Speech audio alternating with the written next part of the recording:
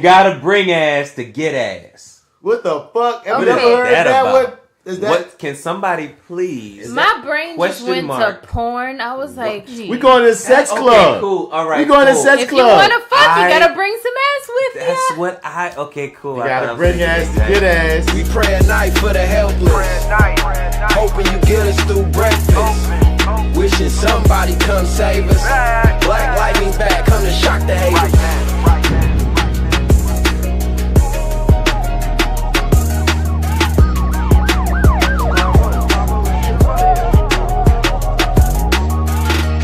Woke up in the ghetto, we need our hero back. Guns clapping, gangs active, like where we at. Black lightning need to strike, like where we at. Show us another way besides these guns and crack. Nighttime suit up, this for payback. This our Superman, Robin, and the Bat. Step back, you might get shocked off of contact. This was for the hood, this for being black.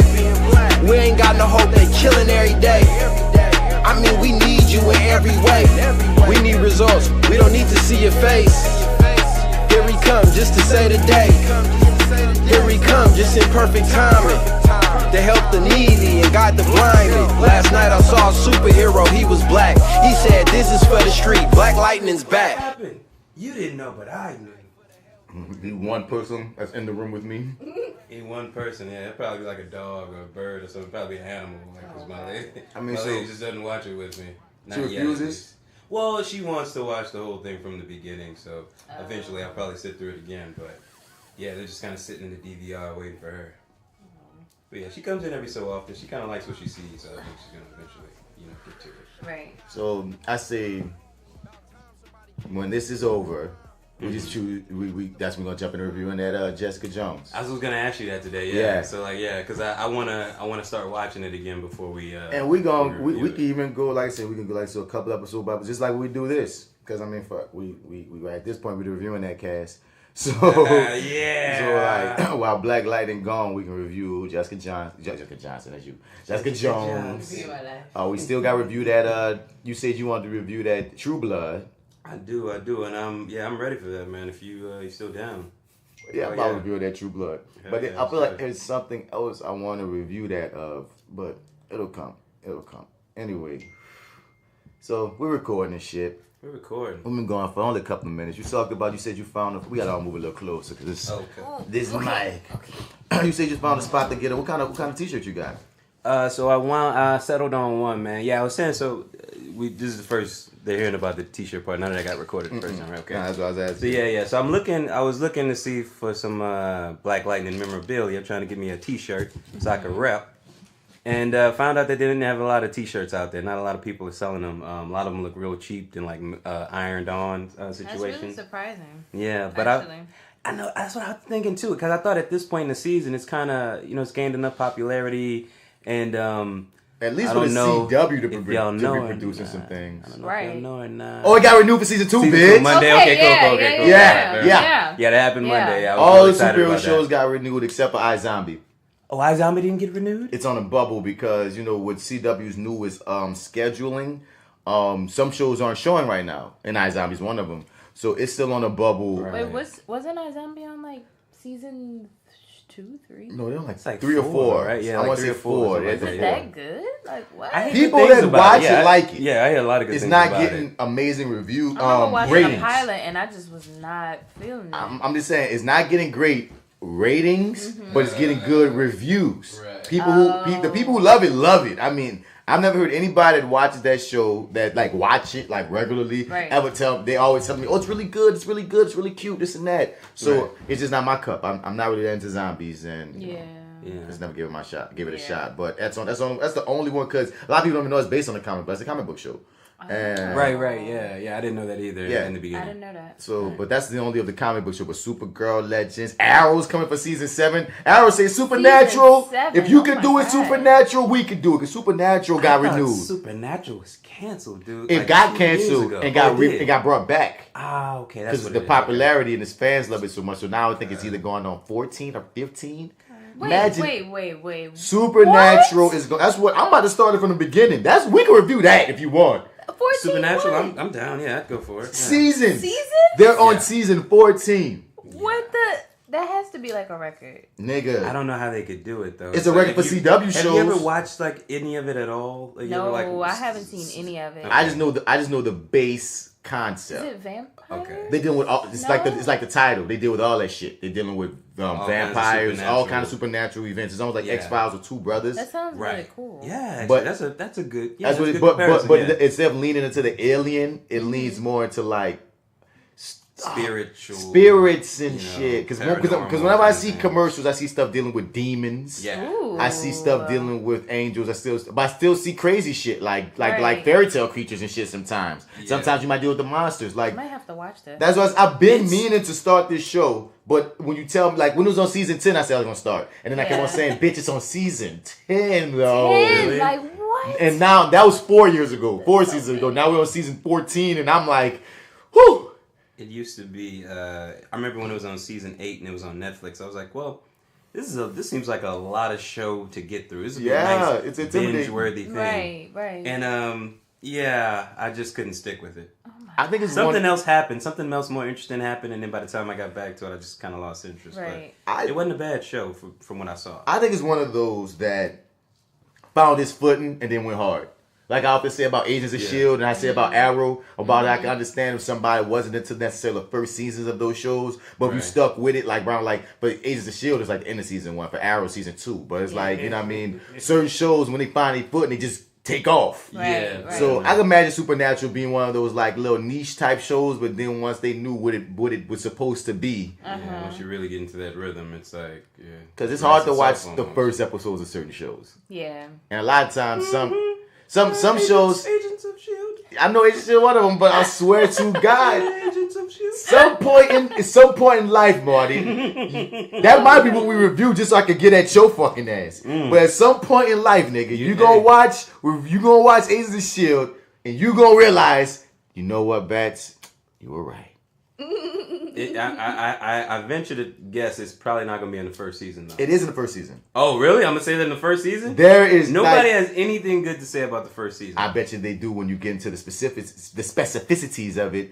Everybody, the majority of people that speak on Agents of S.H.I.E.L.D. will all tell you that everything, ironically, no pun intended, turns around by this episode entitled Turn, Turn, Turn. Yeah, that's the name of the episode because, I mean, at this point, it's not, at the time, it was just like crazy shit. But I think I told you before, on Winter Soldier, when all that shit went down with S.H.I.E.L.D. and Hydra, it translated to the show, and then that's what made the show better. And then the show, at a point, just didn't give a fuck. Like, it just started doing its own thing. Now in season 5, like, there's no smile. It's a different show. Like, J.Steel seen me watch it. Like, characters that you seen, like, those all happy-go-lucky and corny. Nope. They're hard and fucking vets killing niggas now. It's so, but they naturally made this progression. That's why I just really wish. Fuck it, we doing Agents of S.H.I.E.L.D. Fuck it, we're doing that. It's because it's a comic booky thing. Yeah, why it's a comic booky thing. I mean, fuck. We're already there, dude. I mean, this show came from Marty Superhero Shop Talk. You feel me? And that's comics. We mainly knew every time that some comic book came up, you knew he was gonna get a text from me like, "Hey, son, this movie." Hey, so we're gonna do it. We're going to do. Oh Agents of S.H.I.E.L.D. In the beginning, I was kind of like, "Let's see. I don't know if he wants to. Maybe I don't know." I wasn't committed. I didn't think I was going to commit. And then it just got to the point where it's like, okay, so let's see, 5, 4, 3, 2. Yes. Cause I already know you're gonna ask. Because it's gonna be hilarious. Because I think it's gonna be funny sitting with you through the parts that's not as good as I know what's coming. Oh, because you know I love the shit on shows. So I think the progression of watching you shit on it up until the point that when you can't anymore, it's difficult, I'm gonna be like, now we're in the same show. You know what I mean? I just been raving about it to J.Steel for so long. You know what I mean? Right. I'm down. I need a reason to watch it. So we got. Let's do it. I need to watch this too. I suck. I'm behind on everything. I mean, well. So which one we doing first though? Because like, you know what I mean?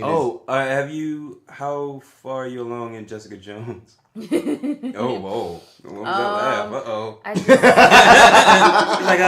It's been a couple of years. I watched the entire first season. No, it's not that bad. I watched the entire first season and it was good. And then the second season, I just finished episode 2.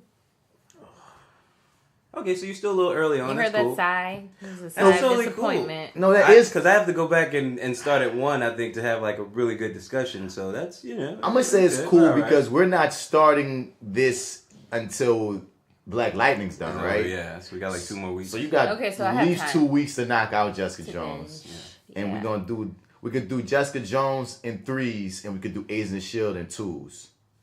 I'm down. Yep. That's still on Netflix, right? The whole thing. All right, I'll And Agents of S.H.I.E.L.D. on Netflix is 4 seasons because they're only still in their 5th season right now. They're on their 5th season right now. So I know we could eat 4 seasons over the summer. That's what we could do for the summer. Mm-hmm. Okay, I'm down. So that's enough time expended. Welcome to Reviewing That Lightning. There we go. It's that actor guy, Marty&amp Bradford. You can find me on all your social media platforms at Mr. Bats. Spell it, Mr. Out, you ain't gonna find me. And as usual, well, I'm here with the crew. Hey, how y'all doing? It's J.Steel. You can follow me on Instagram at I am J.Steel. You can also find me on the Misbelief Radio Show and Podcast at TheMisbelief.podbean.com. And you can also find me eating everything and anything within creation. That's specifically in New Orleans. That's edible, not people. At Fat Girl Nola on Instagram. Yeah. You dig? All right. And it's your favorite host, Marty, here, and you can lean on me. I'm just kidding. I'm sorry. He's not going to hear this. Oh, he's not going to hear it? Oh, damn. He don't watch Black Lightning, Fair so enough. he's not going to hear it. He's going to Alpha Joe. Had to throw it out there. Y'all listen to the last FlyWithBats. Y'all know what's going on. But this is your favorite host, Marty, here. You can find me at lowrainpictures.com. Click on the Your30 tab where I co-host a show with the Arrogant Observer called Your30 with the Marty and the Arrogant Observer. You so, dig? Check it out. Yeah, man. But we're here today to, as usual, review DAT Lightning, Black Lightning on CW. This is episode 11, right? You know the title? Yeah, I got it written down here. Yes! Yay! Black Jesus, the Book of Crucifixion. Oh my goodness. Wait, they really named it that? Mm-hmm. Yep, that is the name of it.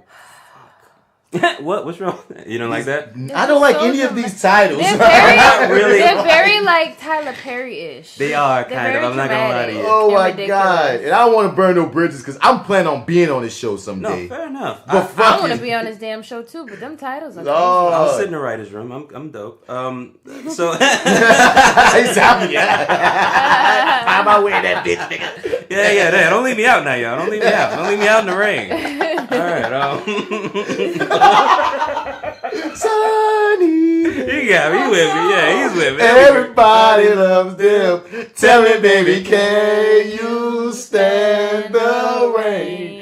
Is it fucked up that I always think about the BT movie whenever I see it? Whenever I sing that now? Not at all. I think of sense. You know what I think of? I think of what was that movie? Best Man 2. Really? Where all of them do it. When they did the dance? Yeah. Oh yeah, man. I was in tears at that movie. Jesus Christ. That was great. Yeah, it was great. It was lovely. Sorry. But so we're gonna jump right into the show, or can I give you a little bit of my my homework? Are we gonna? Okay, what is your plan? Before we get into no, hold it. I just want to shout out people. Okay. So we shout out to Your30 Podcast. We shout out the Misbelief Radio Show podcast. Also shout out to We'll Figure This Out Podcast, Metal Hand of God Podcast, the Brooklyn Ladies of Therapy Noir Podcast, Triliterate Podcast, Fuck What You Heard Podcast, Through the Hard Way Podcast. Yay. And I think I just covered all the millennial local podcasts that I would be loving to shout out. Y'all keep doing it. Y'all keep grinding. We all in this together. And remember, hit us up, comment, like, share, and review all our joints, whether it's lowrainpictures@gmail.com, themisbelief@gmail.com, or FlyWithBats@gmail.com, or reviewing DAT Lightning @gmail.com. Hit us up, man. We want to make y'all part. We want y'all to be part of our conversation. Yes. So what you saying, Marty? All right. So I watched some interviews. This is the first time I did this. I watched some of the Comic-Con interviews, and I guess some of the stuff from the... I don't know where they were, but most of the stuff happened like in July, so I imagine it was around Comic-Con time. Yeah. When they're trying to get people to watch the show and everything. So, they started on this really, really early. Also too, Black Lightning, I don't know if I mentioned this at some other point, but Black Lightning is up for a Saturn Award for Best Superhero TV Series. Amazing. Oh, I also watched an interview with Cress Williams when he was on a morning show, and the interviewer called Black Lightning the first black superhero on television. Now, I went to do a little bit of research. The only thing I could find, of course, Luke Cage came up, but he's not actually on TV. He's on like Netflix, which kind of doesn't fall into the same thing. Right. So I don't know. Does anything come to mind for y'all? Because the stuff I was able to find, they didn't lead a show. You got to say a black superhero lead. Yeah. Right. Anything? Live action. Right. Yeah. Anything? There was a Blade TV show. Oh shit! There was a Blade. Yeah, that would definitely count for me. Yep. All right. Fair enough. Here's the deal. Do you count Blade as a superhero? He's definitely a superhero. Yeah, I do. I would. Because, the argument could be made that Blade isn't a superhero even though he's a comic book character. Really? You can make the argument. Fair enough. You could. I still, Because, when you think superheroes, you talking about, like, secret identity. You talk about, putting on this costume, go to save the day, superpowers, etc. And even though you could make the case that Blade is a superhero, you could make the case that he's a comic book character or just a vigilante or what have you can make the argument. And it wasn't a popular show. I mean, I think it came on like Spike starred your boy from Onyx, man. Not Sticky Fingers. Not Sticky Fingers? Wait. I think it was Sticky Fingers. His little brother's Federal Star. Yeah, Sticky Fingers. It was Sticky Fingers was Blade, and it was fucking horrible. But it was terrible. Yeah, it was terrible. They also... I try to keep abreast of my superhero joints. My comic book joints. What you saying? Oh, no, I was going to say that they played a clip from the first episode, and like I was instantly taken back. It's like, wow, we've been on a journey with the show, right? But also in the clip. So remember in the clip, Cress in the beginning, that very first episode when they get pulled over by the cops, Cress gets pulled out of the car. There's the cops at the keeping Nessa and Jennifer in the vehicle, and she says thunder and lightning watched as Black Lightning. I was like, oh, look at y'all playing with the words because y'all are gonna be thunder and lightning. Yeah, right. Okay, so. Also, there's an addition to that scene. Really? So when they throw him on the car or whatever, and they're like, we just got there was just a robbery or something down the road. Right. And what happens is he takes him to the backseat of the officer takes him to the backseat of the police car, and there's like old Asian woman. Asian woman, you seen that? Yeah. So like there's an old Asian woman. Was that in the? That's in the actual show. I don't remember that part. Fucking tripping. Oh, fair enough. Fair enough. It's kicking in early, everybody. Tripping. Oh wow. I was about to say this sounds very familiar. Okay, because I was like, I don't remember that part. And motherfucker says that him, and then she's like, no. She's like, no. And you like, you mother. I was like, I don't remember that. Okay, fair enough. Yeah, that was there. Okay. You got us all excited and shit. Like, ooh, the scene. Well, no, yeah, I did. I did. I was like, well, this explains everything. They must be deleting scenes willy-nilly. Oh, you trying to go back to when we look at some of those opening things. We're like, what the fuck did happen in the last episode? Yeah, I was like, it all makes sense now. Particularly and specifically that time that Jefferson found that freaking that address on Martin Luther King Boulevard, and we looking like that was not in the previous episode. Y'all just threw this here. But what you saying? I got one more. All right, so remember when it's in, I believe it was in my comic where we met Lynn, and she had like a British accent, and he was talking about how crazy it was about the British accent. So I was listening to the interview that they were doing at Comic-Con. It was basically Salim, Myra Baraka Keel, and basically the core family, right? So they're all talking, doing their interviews. I'm multitasking, got a bunch of tabs open, and I hear this British woman running her mouth, and I'm like, who the hell stumbled into the interview? And I click on the tab, and it's Lynn. Lynn is British in real life? British. Oh my God. Yeah, she sounds... What did I write down? That is so funny. Oh my God. She sounds amazing. Like an angel. I want to hear in caps. Speak. Yeah, I should have sent it to you. That is so trippy. Yeah. Wow. Wait. Oh, she has a voice is that amazing. makes me wonder now. What if like she originally was supposed to speak with her accent? No. Am I thinking too We hard? can't hear you, J.Steel. What? Oh, I'm sorry. Hi. I was saying, in Marty's comic book, Lynn has a British accent. What if she was casted and was supposed to speak with her normal For real? accent? Yeah. Maybe not. Maybe that's kind of far-fetched. Well, but that's just really interesting. I just feel like my comics also like throwing a lot of knots. Of Jefferson Pierce. Oh my God! And hold on, bring this back. I did blow your minds. I did. Oh my God! Wife of Jefferson Pierce, aka Black Lightning, and mother to their two daughters. Oh my God! Don't do that. Oh my God. You know what? They were college sweethearts. They've known each other for years and years. She's one of the only people that knows about his secret identity. Oh my God. Can't do this anymore, Jeff. She's so good. With the girls and just watch you kill yourself. Back in the day when Lynn and Jefferson were married and he was going out at night and being a superhero, it was really difficult. Oh my God. She telling us shit we already know, and all we be doing is listen to and I'm her like speak. hypnotized. Wow, you're absolutely right. She's mesmerizing. What? And Right? I believe she's on Agents of S.H.I.E.L.D. in one of the early seasons. Okay. Yeah, because now I'm hearing her speaking a British accent. I'm like, wait, something is familiar about this woman aside from Lynn right now for me. And I feel like, now that might get your ass to want to come and watch some damn Agents shit, but she didn't last. I ain't saying she died. I just don't remember Agents. Damn, what's his actress's name? Agents of S.H.I.E.L.D. What's her name? Her name is Christine Adams. There we go. All right. Julian Let me see if Andrews. she was Julian. Oh my God. All right, let me see. Christine Adams. What's she on Agents of S.H.I.E.L.D.? Agents of S.H.I.E.L.D. All right. When were you on Agents of S.H.I.E.L.D.? Is British actress who played Anne Weaver, the head of Science and Technology Division. There you Boom. go. All right. So we're going to see her again. I believe she's speaking normally in that. That's why it kind of hit me like freaking familiar. But yeah. Is she still like a reoccurring character on S.H.I.E.L.D. right now? That character? No. Okay.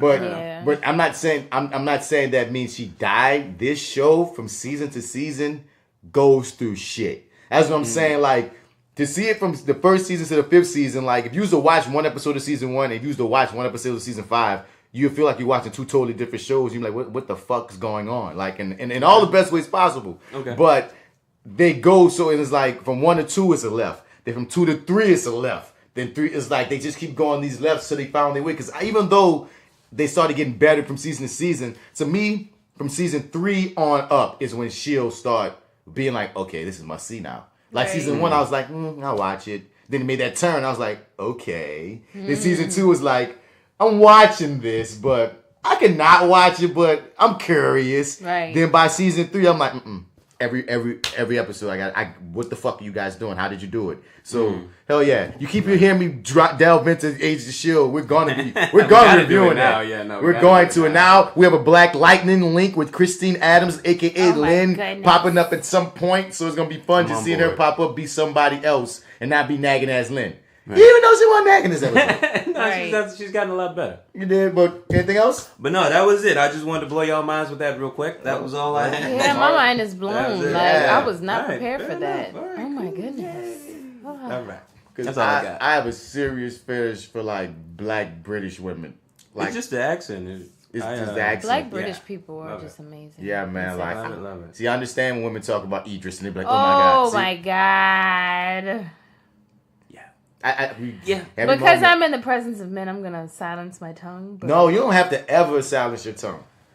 That big, black, beautiful man with that sweet, sweet British It's like accent. I'm at home. Your girl. Oh no, that's a guy. That's like a guy specifically. That big, you know what I mean? Lord, Jesus Christ. Yes. Sweet in those eyes and the muscles and the hello. All right, well, I was specifically talking about the accents. Oh, I'm sorry. But yeah. Totally fine. There's a little more accoutrement, you know, around there. So they accentuate it, if you will. Look at the big brain on Brad. Accoutrements. Oh my God. Oh, look at you, nigga. Oh, you nigga. Oh my God. All right, man. All right. Yeah, all right. Let's get into the show. Yeah, let's talk about the show, guys. All right, so before we get into this episode 11 of Black Lightning, we always started off with getting into the roots, getting into the principles, getting into the original, the canon of Black Lightning. So we always start off with a comic book review of some sort, and we call that section Peepin' Pierce's Principles. Now settle down, you two.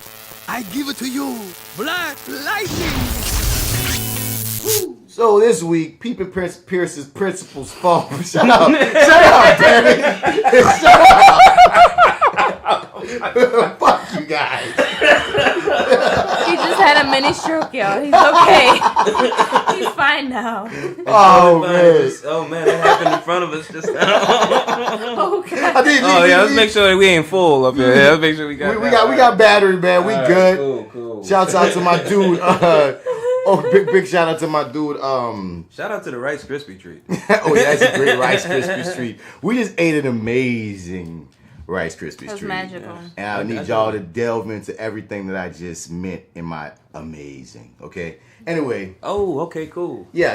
Oh, but I was trying to say, shouts out to my dude Peanut, Derek Washington. He threw us some cake on getting some batteries. So I was like, yeah, that was much appreciated. That was like my dude. Oh, shout out to you. That's so nice. Man. Thank you. So yeah. So my homework this week, I was gonna do Black Lightning's first comic books that Jessica started, J.Steel started, you feel me? But then I started feeling like, damn, I'm going to have to reread the two that she already talked about and shitted on, because there's no way I'm about to like re-review something that she already said, and I forgot half of what was in there. And then have to read the third one to review. I got y'all next go round on that. Okay. This go round, no judgment. Batman and the Outsiders. Ooh, because yay. With the Outsiders getting name checked on the episode with Grace, because she had an Outsiders comic book. Where the hell is Grace? I was just about to say that. Oh, what shit, the I forgot all fuck? about Grace. Is she dead? I'm sorry. Go ahead. Be, huh? I'm sorry. Yeah, my it's apologies. just really odd. No, I mean, have your moment, because it's hilarious, because y'all ever heard of AfterBuzz network of, you know. Yeah. Marina Menudos. Yeah. So, you know, they review everything. They review every show. And so, like, absolutely, I can't listen to anyone else's Black Lightning podcast now until we record ours. Okay, me too. Yeah, I can't. Same exactly. I don't want to know what anybody else thinks. I don't want to know what you think. I'll take your opinion. I don't want to do anything about it. Right. So, you know, any opinion I have, it was going to be after you had your show, and I'd be like, well, they said this on their show for that last episode, but I need to keep my shit fresh. Right. So when I'm listening, so on their most latest episode of their Black Lightning review, they had Grace on there, the actress that plays her, and they tried to get some information out of, like, you know, what's going on, And she was like, I don't know.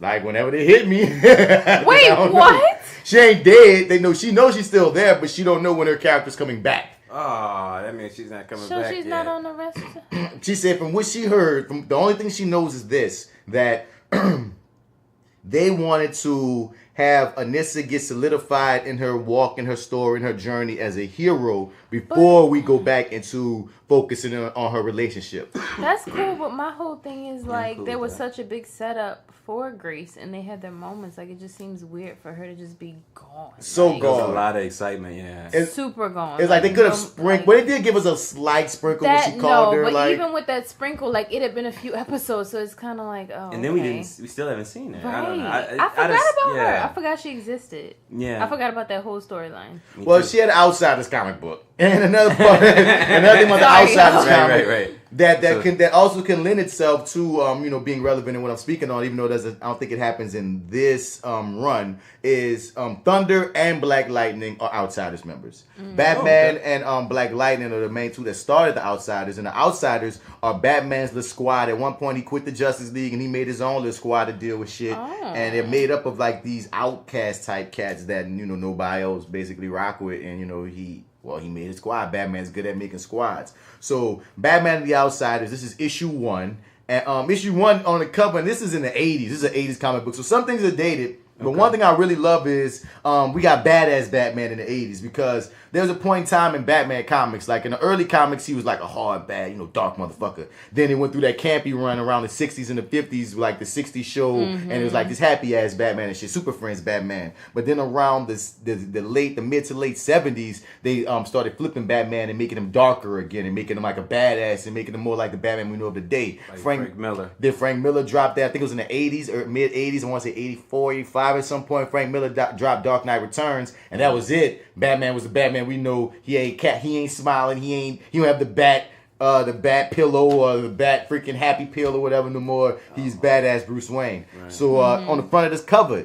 Batman and the Outsiders. The cover has Batman in the squad with telling the Justice League, I've had enough of your 2-bit Justice League. From now on, these are my new partners, and he's pointing behind them at the Outsiders. And this doesn't happen in the comic book exactly like that. The way he quits is kind of more badass. So this comic book starts off with Bruce Wayne talking to Lucius Fox, and he's telling Lucius, good old Lucius Fox. Lucius Fox. Yeah, you know Morgan Freeman in the movies and whatnot. Silver Fox. Yeah, man, and this is before Lucius Fox even knows that Batman and Bruce Wayne are the same person.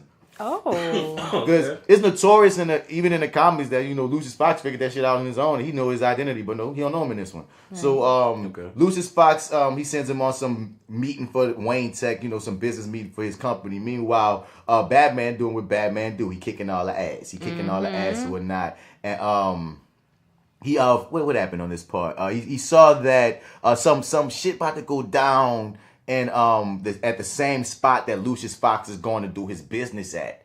And that makes Batman kind of nervous. And he's like, man, I hope Lucius Fox gonna be good because, I feel like, I'm hearing that this area is going down. So then they show Batman kicking ass for like 2 hours straight. Just find out more information. He even said, man, they said 48 hours during which an increasingly fatigued Dark Knight desperately tries to keep the lid on. Like, handle his business. He get home, Alfred got the newspaper, and he sees that Lucius Fox is missing in Markovia. So Batman like, fuck it, man, we about to go get him. And Alfred like, man, they saying he can't, niggas can't go get him. He's like, well, look, I got a squad. I'm gonna holler at my niggas. The Justice League, bitch. About to go holler at them. We gonna get my nigga Lucius Fox. We gonna squad up. We gonna squad up, you heard me? So, we go to up in the space where Justice League be kicking in and shit. And we got freaking Oliver Queen, my nigga Arrow, talking shit. He goes and calls an emergency meeting of the Justice League. He don't show up. Freaking nerve. Where he at? And then, Batman show up and he let them niggas know, like, look, we gotta go to Markovia. My nigga Lucius Fox there. Let's go. You hear me? Batman walk in late and he say, I hope none of you have gotten comfortable because we about to leave. Straight up. You might take your shoes off, put them back on. We about to go. I'm late and I only came late so y'all could be ready. So let's go. You hear me? So Superman like, nah, we gotta talk, Batman, bruh. We the Justice League of America. And, America kind of said we weren't gonna interfere in this shit, and I gave my word. You hear me? Batman like say, bro, my nigga is in my coat in that shit. I don't care what you talking about. We gotta go find him. And Superman like, yeah, but I gave my word. like for real. You know what I mean? No shit, and I said none of us was gonna get involved. Nobody on the team. You part of the team. You feel me? So Batman said, well then, effective immediately, I resign, bitch. Oh, did he bitch slap Superman? Yeah, he did. He said, Superman said, you don't mean that. He didn't hit him in the face, but I was about to say, did he knock him down? He slapped that hand away from his cape. But don't touch me. He looks awfully small right now. Don't touch me. I am leaving. Superman's like, you don't mean that. Batman said, don't I? No. Batman gave him an intense speech. I've heard the cries of the dying. In the morning, the victims of crime and injustice. I swore I'd do everything in my power to avenge those deaths, to protect innocent lives. Oh, God, look at this. And if I fail to keep that promise, my entire life is a lie. My God, Batman. This is the stuff they parody in movies, man. Batman told Superman, fuck your word, bitch. My whole life is a lie if I just be letting not only the innocent, but my nigga. Yeah. And he also said earlier, I won't even just say, he even told the Justice League, and look, it's not even just about my nigga. They got innocents down there getting fucked up, yeah. Right. So I'm really going to go holler at my nigga, but them too, because that make it good for y'all too, boom, boom. Right, for us to actually use our shit. Yeah, because we're going to save some people. And then Superman like, but the three of us, me, you, and Wonder Woman, we've always served as an example to others. Batman said, I never asked for that, Superman. I never wanted men to imitate me, only fear me. Ooh, bars. Boom, bars. I only want to do my work. Nothing is more important to me. And to stop me, Superman, you'll have to kill me. Bitch. Then he left. The Batman left on y'all bitch asses. Oh, my God. So we up in Markovia and shit. You know what I mean? They having war. You dig? The nigga that's at the head of that Castle Markov, the nigga at the head of that shit hollering at his sons, Brion and Gregor. He dying. Gregor about to be king. They all sad and shit. This doctor come in, Dr. Jason, she like, man, you need to try my methods, because apparently her methods is experimenting on people and giving niggas superpowers and shit. And the nigga that's a new king, Lil Gregor, like, of Markovia or whatever, he like, nah, bruh, you fucked up our sister and made her a freak with this shit. We about to use our defense. But Brion like, man, no, bro, I'm about to get these powers, you heard me? Nah, I want powers so I can defend our kingdom. You the king now, I'm little brother, so I'm about to get these powers. And he like, bruh, whatever. Go do your thing. Meanwhile, over here, all the people leaving because they know that war going down, you feel me? And this random ass white man roll up on these white people that's trying to leave. And it's so real, dog. This dude with his family say, look, my family will do anything if you take us from the soldiers. We'll be your slaves. And these white people telling other white people, nigga, I'll be your slave, nigga. Get us out of here. I instantly went to Don't Be a Menace in South Central while drinking your juice in the hood. I was like, yo, dig, nigga. Like, that's how I felt. That's exactly how his face We'll be looks, your too. white slaves, though, not Bruh. your black slaves. We gonna be... No, don't get us confused now. We white slave, not the other one. Don't treat us like them. Nah. No, the way that man face looked with his mouth open, he'd have took any kind of slave. Y'all know what face that is, right? Oh, he make that deal He's today. making the Gambi face. Man, you always come at fucking Gambi, man. You can't tell me that I look like a Gambi That face. does look like a Oh my Gambi God. face, Thank but you. that's still wrong of fucking you. Gambi It really face. I wish does. y'all could see It's it. unfortunate, man. You say it though with stabs. It's like She hates Gambi, son. wow. So the white man, he looked like Indiana Jones to me, so that's what I'm calling for right Oh now. God, he does. does. So Indiana Jones roll up. He got this picture of that fucking. Is that Indiana Jones, Bruce Wayne? He do look like Indiana Bruce. So Indiana Wayne up in this bitch. Gotcha. And he showing this picture of that Dr. J's lady who could give people powers, and he like, look, I'll give you my car, post-slave white people, if you just tell me where to find this lady at. And he like, yeah, well, the people tell him where to go, you know, he go find her, whatnot.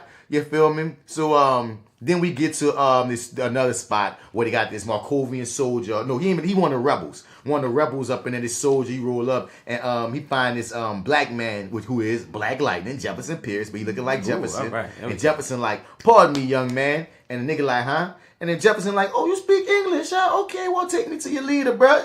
He like, what leader? I'm alone. And Jefferson like, nigga, you ain't alone. I've been watching you, bruh. I know you reporting to somebody. I need to go holler at your leader because I got to get my brother out. Look, peep this out. He dropped this he got a freaking sack of gold bricks. He like, nah, I know your leader going to want to peep this shit out. So meanwhile, the soldier take Jefferson to the base camp or whatever. Meanwhile, he don't know that Batman is in Jefferson ear because it's all a setup. Because Jefferson gonna pretend to be Lucius Fox's brother. They get close enough with the goal to get the Lucius Fox, so Batman can roll up in that bitch with Jefferson. They kick the ass and save Lucius. At least that's the plan. So Lucius get up to the nigga and the nigga take the gold. He about to like, you know, look, I give you the head dude said, the general said, I give you the gold. I'm gonna get you Lucius right up in a minute. Then somebody kills him, like kills the general. Of course. And they think Lucius got something to do with it. So then Lucius got to kick not Lucius, Jefferson. I'm getting confused already. The only black men in the story. There I go, fucking it up for us. So It's all right. They all look alike. It's okay. They do. It's all right. So once the general is killed, the soldiers turn on Jefferson. So Jefferson starts kicking a whole bunch of ass to try to get out. You feel me? And because he already know they ain't gonna believe me. And then in some magical quick ass way, boy, he get all his clothes off fast. He's in his Black Lightning costume. He got that bit quick. You see that? He like, oh my dude. God. You see one panel, he opened his jacket. The next panel, he's Black fully Lightning. Black Lightning. You hear me? But one thing he's saying is, man, he hopes that things won't turn out like they did last time. But if I play it fast and tight, maybe there won't be another life on Black Lightning's hands. So I gotta go read up on some of these. What happened? Who you killed? Jefferson must have murked somebody. It feels like what makes him an outsider in this. They're not called outsiders yet, but I'm saying as to why he's even going to be a part of this group is he must have been ostracized, or he must have ostracized himself at some point for killing somebody, and he must have decided to not be. That's what I get from this. To not be Black Lightning no more, but since, you know, it's Batman. Right. Batman said, look, I need a favor. You ain't gonna say, yo, Batman, no. Right. You know what I mean? So he fight his way out or whatever. Meanwhile, on the outside, motherfuckers getting murked by Katana. So apparently, it was Katana. If you watch Suicide Squad, the movie and stuff, she the one with the sword that take your souls and shit. Apparently, she the one who killed the general as revenge, because, you know, she on this whole revenge quest for her husband that got killed, and his soul is in the sword. So... like, All right. They weave because Katana's gonna be on his outsider team as well. So Katana murk a whole bunch of them, and now is the annual time when my computer freezes and says, Katana kind of looks like Carmen Sandiego right here. Yeah. Did we speak on how they're really making a Carmen Sandiego remake? We did, yeah, that's happening. It's real. Yeah, it's pretty interesting. But anyway, as the page comes back up, it comes back up on Katana killing a bunch of people, and she's killing a bunch of people. And the nigga, of course, it's old school. The soldier's like, she said, if you leave, I'll let you live. And the white soldier man was like, no, I'll not run from a sword, especially one held by a woman. Katana drop bars. Then you'll not run from anything else ever again. Merc. Merc. Death for you, bastard. And then she gets to running. Meanwhile, Black Lightning back up here kicking all the ass until a nigga catch him from behind and bunt him in the back of his head with a gun. So they kidnap Black Lightning, Jefferson Pierce. Meanwhile, Batman's like, blasted. They got him. So now I gotta go save him. He says, damn. Look at his face. Bro, I usually don't even see his pupils when they're looking like that. This is a great picture. I can see the veins in his forehead. Boy, Batman is mad that they got Jefferson and the gold. He goes, Batman, he go, damn. A perfectly feasible plan filed by some outsider. We're talking about the nigga who mollywopped Jefferson. Yeah. Now I have to free both of them. He's like, damn, I gotta save both these niggas, man. Meanwhile, some girl winds up collapsing the next door to him, and he knows that the girl got superpowers and shit, which leads me to believe they don't give us an answer, but it seems pretty obvious that she must be the sister of those two niggas from earlier, the one who's trying to get the powers and the nigga who became king. Right. So Batman finds her. She don't know who the hell she is. She done lost her memory. She thought, and Batman like, look, I'll help you out. Shut the fuck up. We gonna ride. So get in the car. Get in the car. Just get in the car. So now we back with Dr. J doing experiments on Brian, and Brian got some powers. Apparently he got something called the Geo-Force, and I don't even know specifically what that is, but he be shooting, let me see if they complete, because they didn't really explain much of it. This is back in the day when you shoot powers out, you say what you're doing. I will shoot these lava beams from my hands. Or I will stop time now with my time-stopping hands. I'm going to put this in my keeping drawer where we keep things. With my hands. You feel me? Like, so I don't think she explains what he can do. I know they just mentioned something about but the Geo-Force you receive comes from the earth itself, and the earth nurtures something about the earth. I don't know. They don't explain it. So he gets zapped, Brian, and Brian gets some powers, and the rebels come rolling in, and he says, increased gravity renders your bullets harmless. No, that's not the one I'm looking for. Where's the one he talks about? Oh, yeah. And a lava blast turns your weapons to so much slag. Oh, wow, that's awesome. Formidable powers. Going on there. Right. You feel me? But then he gets shot in the back. And then this other guy comes. Remember Indiana Wayne? Apparently Indiana Wayne was just wearing a costume because he really looked like this ugly motherfucker right here. And what's the ugly motherfucker's name? He says it. But old Metamorpho knows how to blah, blah, blah. So that's Metamorpho. And apparently Metamorpho is there because he wants to holler at Dr. Jace about turning him right back into a regular person, Rex Mason. Because look at him. He ugly. Yeah, he don't want to look ugly no more. It's like the thing from Fantastic Four. He's like, nah, bro. These powers made me ugly. Like so he tried to roll up. And he kicks a whole lot of ass until somebody catches him slipping. Somebody keeps catching each one of these motherfuckers slipping. So Metamorpho. Is he putting him in a bag? No. He cut up Metamorpho in a bunch of pieces and put Metamorpho in a bag. They go bury Geo-Force alive. But as you can see, he's still good because when they leave him, I'm like, dude, make sure niggas is dead. Right. Why do y'all subscribe to burying people alive? No, stop that shit. Shoot him in the head. Then bury him. Yep. So Geo-Force is gonna be good, and now we got Batman. Batman gave this girl a name and shit. So we already. That's so sweet. He said, "Land here, Halo," and she's like, "Wait, why do you call me that?" Because while she's flying, because she's like now she can control her powers a little bit. She's flying Batman around because he's trying to find a way, to save people. And Batman's basically said, "Man, because it fits you. Now deal with it. That's gonna be your name. So I guess that's her superhero name. So deal with it. I think you're cute, Blondie. Yeah, right. That's right. I'm gonna call you Halo." You know what I mean? So he tells her, man, you shining too much. You camouflage yourself. So apparently she can camouflage herself. She can do all kind of shit. So Batman goes sneak up on this soldier dude, and she thinks she helping him and stuff. So she beams this nigga, and oh my god! And she like, Batman does not see that the soldier's approaching him, but I do. So she beams she beams the soldier. He screams, and Batman's fucking Batman. You don't help out Batman. He's like, Halo, no, I heard him coming. Oh, you had to let her know that, right? Because I'm a ninja. All y'all niggas don't know I'm a goddamn ninja. And apparently, her beaming him got everybody knowing Batman there. So now Batman got to whoop all their asses. Right. He doesn't. They jump his ass because he got to take the fall. He got to take the fall because otherwise they're going to find her and they don't know what to do with her ass. Ooh. So Batman allows himself to be kidnapped. I do not believe that they beat Batman. I don't care what you say. Even though there's this panel where they hit him upside the back of his head with a gun and it looks like they knock him out. I will pretend like I didn't see that panel and say that, Batman allowed himself because when he awakens, he's in the dungeon with Black Lightning who's in the back. And Mr. Pieces, man. Mr. Pieces. Oh, I didn't even see him the first time I read this. He's in pieces. He's in pieces in the corner. Metamorpho in pieces in the dungeon. And Lucius Fox, who's calling him Batman, is saying, Bruce must have sent you for me. Which lets me know, Lou, you don't know that that's Bruce you're talking to. Right. Unless you playing the long con here. Maybe, dog. I don't see why. But I don't think so. One thing that comes to mind and pisses me off about this comic book is the fact that Black Lightning didn't use his powers at any point while he's kicking all that ass. Now, granted, thanks Jefferson for showing me how much ass you could kick. But nigga, if you got powers, right, be use lightning. Use them. So Batman meet the head leader Baron Bedlam walks in because you know his name because back in the day, whenever a new person or villain got to scream his name at you, I am Baron Bedlam, and he lets Batman know that he's not going to be able to get out. I'm running shit. To be continued. Aww. So yeah, it was pretty cool little issue of first issue of Batman the Outsiders. A lot of action, a lot going on there. From 1983, and it was still a pretty cool read. I enjoyed it.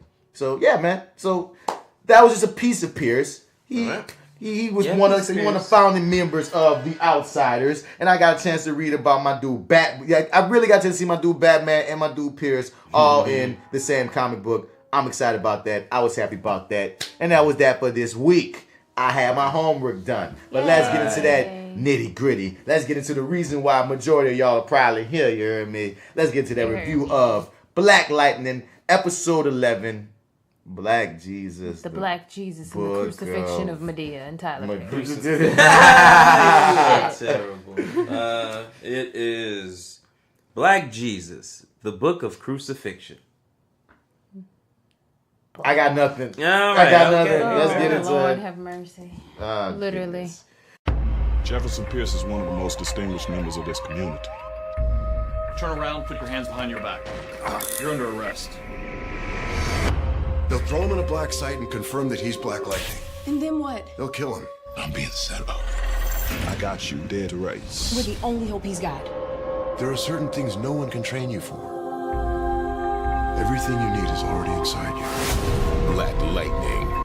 All right, let's get into Black Lightning. So no, wait, hold up. Before we even start, well, let's let this little promo run, I guess. Okay. Initial thoughts. How'd you feel about it? I want more. I realized what I wanted from this show from the very beginning was Black Lightning and crew fighting crime each week. And the last couple episodes, that's what we've got. And I'm like, this is exactly what I wanted. This is what I've been waiting for. I could not be happier. I felt like it was a good episode, but I wanted more chaos. Like, wanted more? I know that sounds crazy because it definitely had its moments, and we got a big wow surprise moment last episode, but yeah. I just feel like there's so many things that have been started and led into, and we still don't have any answers with 2 episodes left. So this episode, I expected like a holy shit, what the fuck moment, and that didn't happen. It ended so happily. All right. But it was extremely happy to the point where I was they're like, gonna pull the rug out from under us I really thought at the happiest moment, I was like, something's gonna explode right now. It's gonna happen. Can they explode the house? Like someone's gonna barge. No. Yeah, sometimes you gotta give a superhero some joy so you can fuck it up. Yeah, I mean, because they've been having a lot of episodes that didn't end on the happiest notes. You feel me? So this is one that actually got the end on. You know what? Okay, might have a light at the end of the tunnel. But I like this episode. It wasn't as exciting for me as, like you said, J.Steel is the last one. It wasn't exciting. But I dug it, though. I really still liked it. I didn't feel about it like I felt about the 2 episodes back. I still dug this one. I dug this one a lot. You hear me? I don't have as much to pick apart. I really just rolled with this one. Very straightforward. It's straightforward. Some great characters. It was a great hook. Jefferson got arrested. How we gonna get our dog about this? I did love this opening scene though, showing the bodies of the children that they stole that had powers.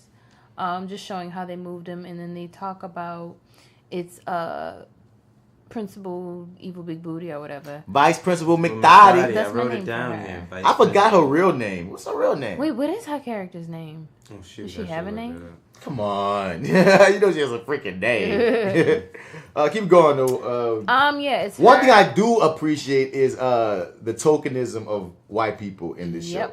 White people get the little, sprinkle of white person roles every now and then. Fair enough. Yeah. The world is totally we typically would be in the random kid or the little random extra or the random lab assistant who says yes. The crooked cop. Blah, blah, blah, blah. So her real name is Sky Marshall, and Do y'all see her character's name in this thing that I pulled up? With Mrs. Foudy? Is that not her name? What? Mrs. Foudy? I feel like they call her something else. Her first name has to be something else then, right? Yeah. What's your name, Mrs. Foudy? Where are you? Cara Foudy. I feel like I've never heard that said. I've never heard them say her name. Yeah. They said her name one time. Like Mrs. Foudy. No. Miss Foudy wasn't what it was. That what he said? Anyway, well, we That's can't. weird. We're gonna call you Vice Principal McDotty or whatever the heck J.Steel just called you. Yeah. Anyway, keep going. Fuck it. McDotty Tidy Big Booty is walking through. This is the area that they moved the bodies to, of the kids, and she's in there with, I guess he's like a lab assistant or whatever. No, he seems like the scientist, the head motherfucker. Yeah, he's a scientist, and basically they're saying that there was a problem with one of the people that they moved. Like there's some kind of abnormality. Like all of them are stable except for this one. That was very interesting. I mean, it was noted story right there. Let us know, okay, this is gonna come back. But this made me think too. I thought it was gonna come back in a different way though. Me too. Me too. Yeah. I almost thought it was gonna be Khalil. Honestly. Oh yeah. Okay. I was like, okay, well, one of these motherfuckers gonna like malfunction or be somebody that was gonna pop out shooting powers. Not what happened. Right. Yeah. But right. we into this next scene with your favorite type of shit, of course, Marty. The duo. Oh yeah, the duo together, man, taking them out, thinking that they got a lead on whether bodies have been moved to based off, I guess, like the signature or something's going on with the signature, the electrical signature with the glasses. And these two scenes are nicely Black Lightning and Thunder kicking ass, and nicely juxtaposed to seeing Vice Principal McDotty with the body, so it almost makes you feel like they're about to bust in on that ass. I know you're not gonna like this, but I'm very excited to hear Gambi in the air. I'm glad that the band is back together. Me again. too. You too? Okay, cool. All Why right. wouldn't I like it? I'm not the anti-Gambi one. I'm not anti-Gambi. Gambi's just a bitch, but he does. What? He's the side bitch. Yes. Yeah. He's a very necessary bitch, though. He is a very necessary bitch, but he's still a bitch. This makes so much more sense. Like you say, here in Gambi and Jefferson and Thunder working as one. That's the way it's supposed to be. Yeah. This is what I back together. I DVR for. So Jefferson couldn't see through the door, but Thunder did her patented Thunder Stomp that she does in the comics, which is really cool that they have her do on the show. Cool. And she busts open the doors, and they don't find bodies, but they find the guns. Yeah. Anti-Black Lightning guns. Sap your soul and your lightning guns. We got lightning 2 guns. And he mad at Gambi, like, you ain't know this shit? And Gambi like, how the fuck was I supposed to know it? Like, I got you this far. I would never let you. Yeah, and it's like they know the tricks that we're using or whatever, so they found a way to cloak this thing. He know my satellite, that's why we underground right now. Like, it's gonna take me a day. I can figure something out. It's gonna take me a day though. Ooh. He's like, yeah, okay, cool. Well, this is what I'm gonna do in the meantime. And Black Lightning completely just blasts and destroys all of them. No. We gotta say it how they say it in the show. Black Lightning just Black Lightning those guns. Oh yeah, Black Lightning. Because apparently it's a verb in this world. I'll go with you. Hey, if you say so. So we start with Vice Principal McDotty. Again. But the thing is, even though we calling her this, I really dug her character in this episode. Did you? I was very intrigued by her because I dig the conflict. I dig the conflict. She really likes Jefferson, and she's trying to not have to pursue this guy, and it's making me really curious. How far into the triangle are they going to go, or are they going to make it a legit triangle? Because right now we have Jefferson wants Lynn. Lynn still wants Jefferson, but she's afraid to go that route. The whole reason why Vice Principal McDotty is holding back on Jefferson is because even if she ain't in love, she cares about him. Right. You feel me? Which means that, and to a degree, we haven't gotten to see their relationship that much with each other. So if they start setting seeds of at least them two having a friendship, that will increase tension to a degree. And I'm wondering how deep or how cool are the Vice Principal McDotty and Jefferson going to get? Because I think the way to really elongate the tension is to make their relationship get more strong. Just like with the Henderson situation. Now, Henderson doesn't know he's Black Lightning. Well, she doesn't want him to be Black Lightning. We could have a little Ghost Angela situation going on a little bit. Oh, you talking about power? No. I don't want a Ghost Angela situation because I don't want him to get with her. I want him to get with Lynn. Yeah. But you never know. They might make him have a relationship with her. I don't know how. But I think that she's probably going to have to, if we see any more of this, she's going to have to make some kind of decision that pushes her even more. That makes her more uncomfortable, She has to. But it affects her well-being possibly as well. Okay. The main way to make us care for me is for her and him to have to increase contact in a non-Black Lightning manner. Right. For us to care about her conflict of not wanting to sell him out. Because she really go to bat for Jefferson Pierce. Well, in this show, in this episode. The thing I like, the touch I like about this scene is that she genuinely believes that he's not Black Lightning. Yeah, she does. But I also believe that her bias is she doesn't want it. Either way, right? Yeah, because when she sees the things that's happening to him and the things that she has to do, it's always begrudging. Right. Yeah. It's just begrudgingly she knows Jefferson's a good man. She knows he's a good man. Right. And we've watched her flirt. It hasn't been overt, but it's been obvious enough for us to see that you have got an attraction. It's professional. You have a respect. It's something that's there. And the way she go to bat and how relieved she seems as, as everything transpires. Right. I'm like, okay, for this conflict to even feel more, I want to see some increased interaction with you and Jefferson. I want to see what happens. And you never know what happens if she finds out he's Black Lightning at the same time that she might decide to make her move and get rejected. Who knows? But moving forward in the episode, she's on the phone with presumably Dickface. And, Now, see, my boy's name came up down. I thought for a second we might see him. Nah. But that's happened before, I guess, and I never noticed. When you're a regular on a show, you get paid for every episode. Oh, okay. Ooh. Even if you're not on it. You get paid for every episode and your name comes up on every episode. So that's a series regular situation. You're going to always see his shit. He ain't been on for like 3 eps, nigga. Right. You're going to still see his name come up because he matters and he's a character in the world. He's a series regular. Yep. You hear me? So, hell yeah. Whoa, Sky P. Marshall. Isn't that her? Yeah. Yes. So she's a guest star right now. So she's not a regular. Okay. Really? She's a guest star. Because even when we just read today, she's a recurring character. So she's recurring. She hasn't been bumped up. She's most likely going to be bumped up for next season. Because unless she dies, which... Unless she dies. Oh, speaking of that. I don't think she's going to die. We're going to come back to the resurrection. If she gets close, she might die. So... Like you said, Dickface is getting her to believe that you got to do what you got to do. Jefferson is Black Lightning. Tuck your shit, tuck your feelings. We don't give a damn how you feel. Get on our plan. Get us Jefferson. And she's like, begrudgingly again. She's not feeling that. She ain't feeling it. Okay. So we back in the Gambi cave.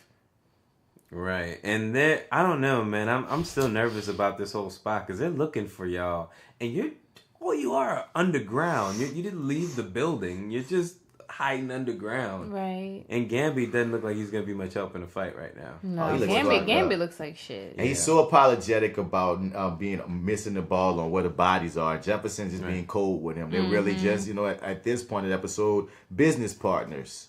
And Anissa, even by the way, she keeps calling him Uncle Gambi. That's my grandpa. That's my uncle. Like, what the hell, bro? You all fucked up. I want everybody to be good. And she talking to Gambi, like, what happened? What happened? And he it's like mom and dad arguing. Like, Right. She really just went through that a few episodes ago of actual mom and dad arguing, and now she's going with grandpa and dad arguing. It's like, what happened? Like, ask your father. It's like, oh God, man, really? just tell me. We're all adults here. Jesus Christ. Feel me? And Gambi just wants him to know, like, you got to look out for him.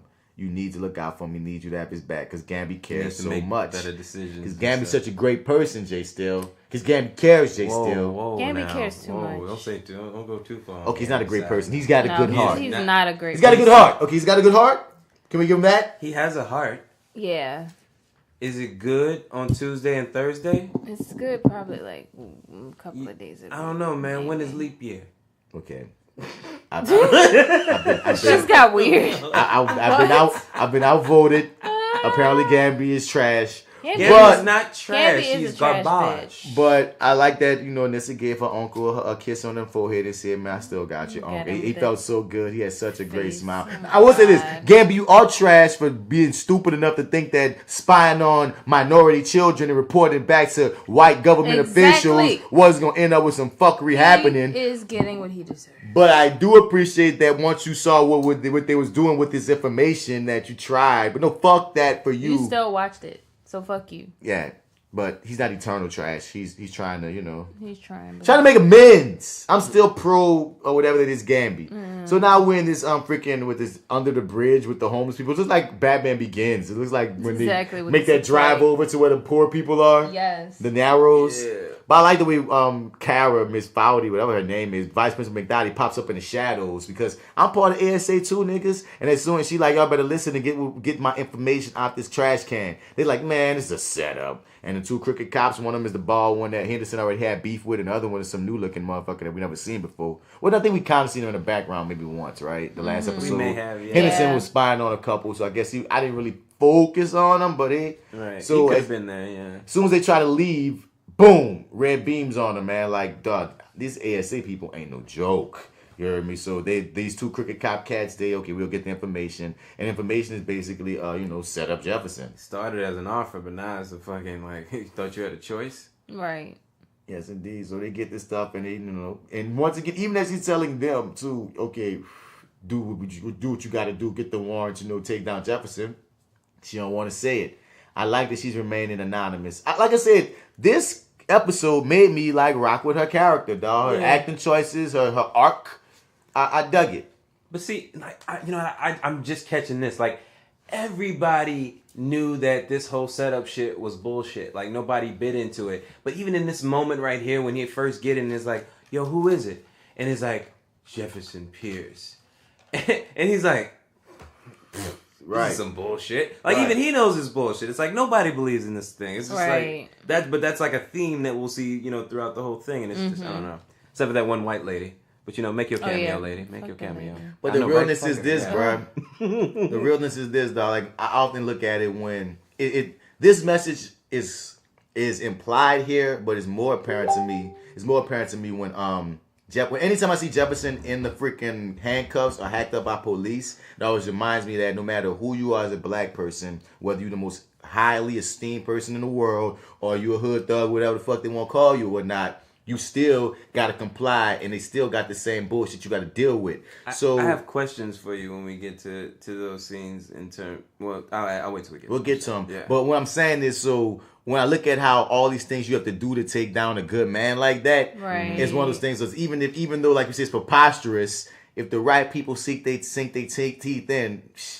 If the right people in the right positions, as we see here, do the right things, then it can take anybody down. Mm-hmm. Black Lightning is still wanted for murder himself. Right. And he has a decade behind him or so of being a superhero and then giving him benefit of the doubt. And that right there is such a commentary. It's almost a mirror. It's a definite mirror. What happened to him as Black Lightning happened to him as Jeff. But next thing. Right.